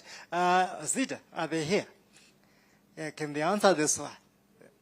All right. Can I come to you with a microphone and you can tell us what's going on there?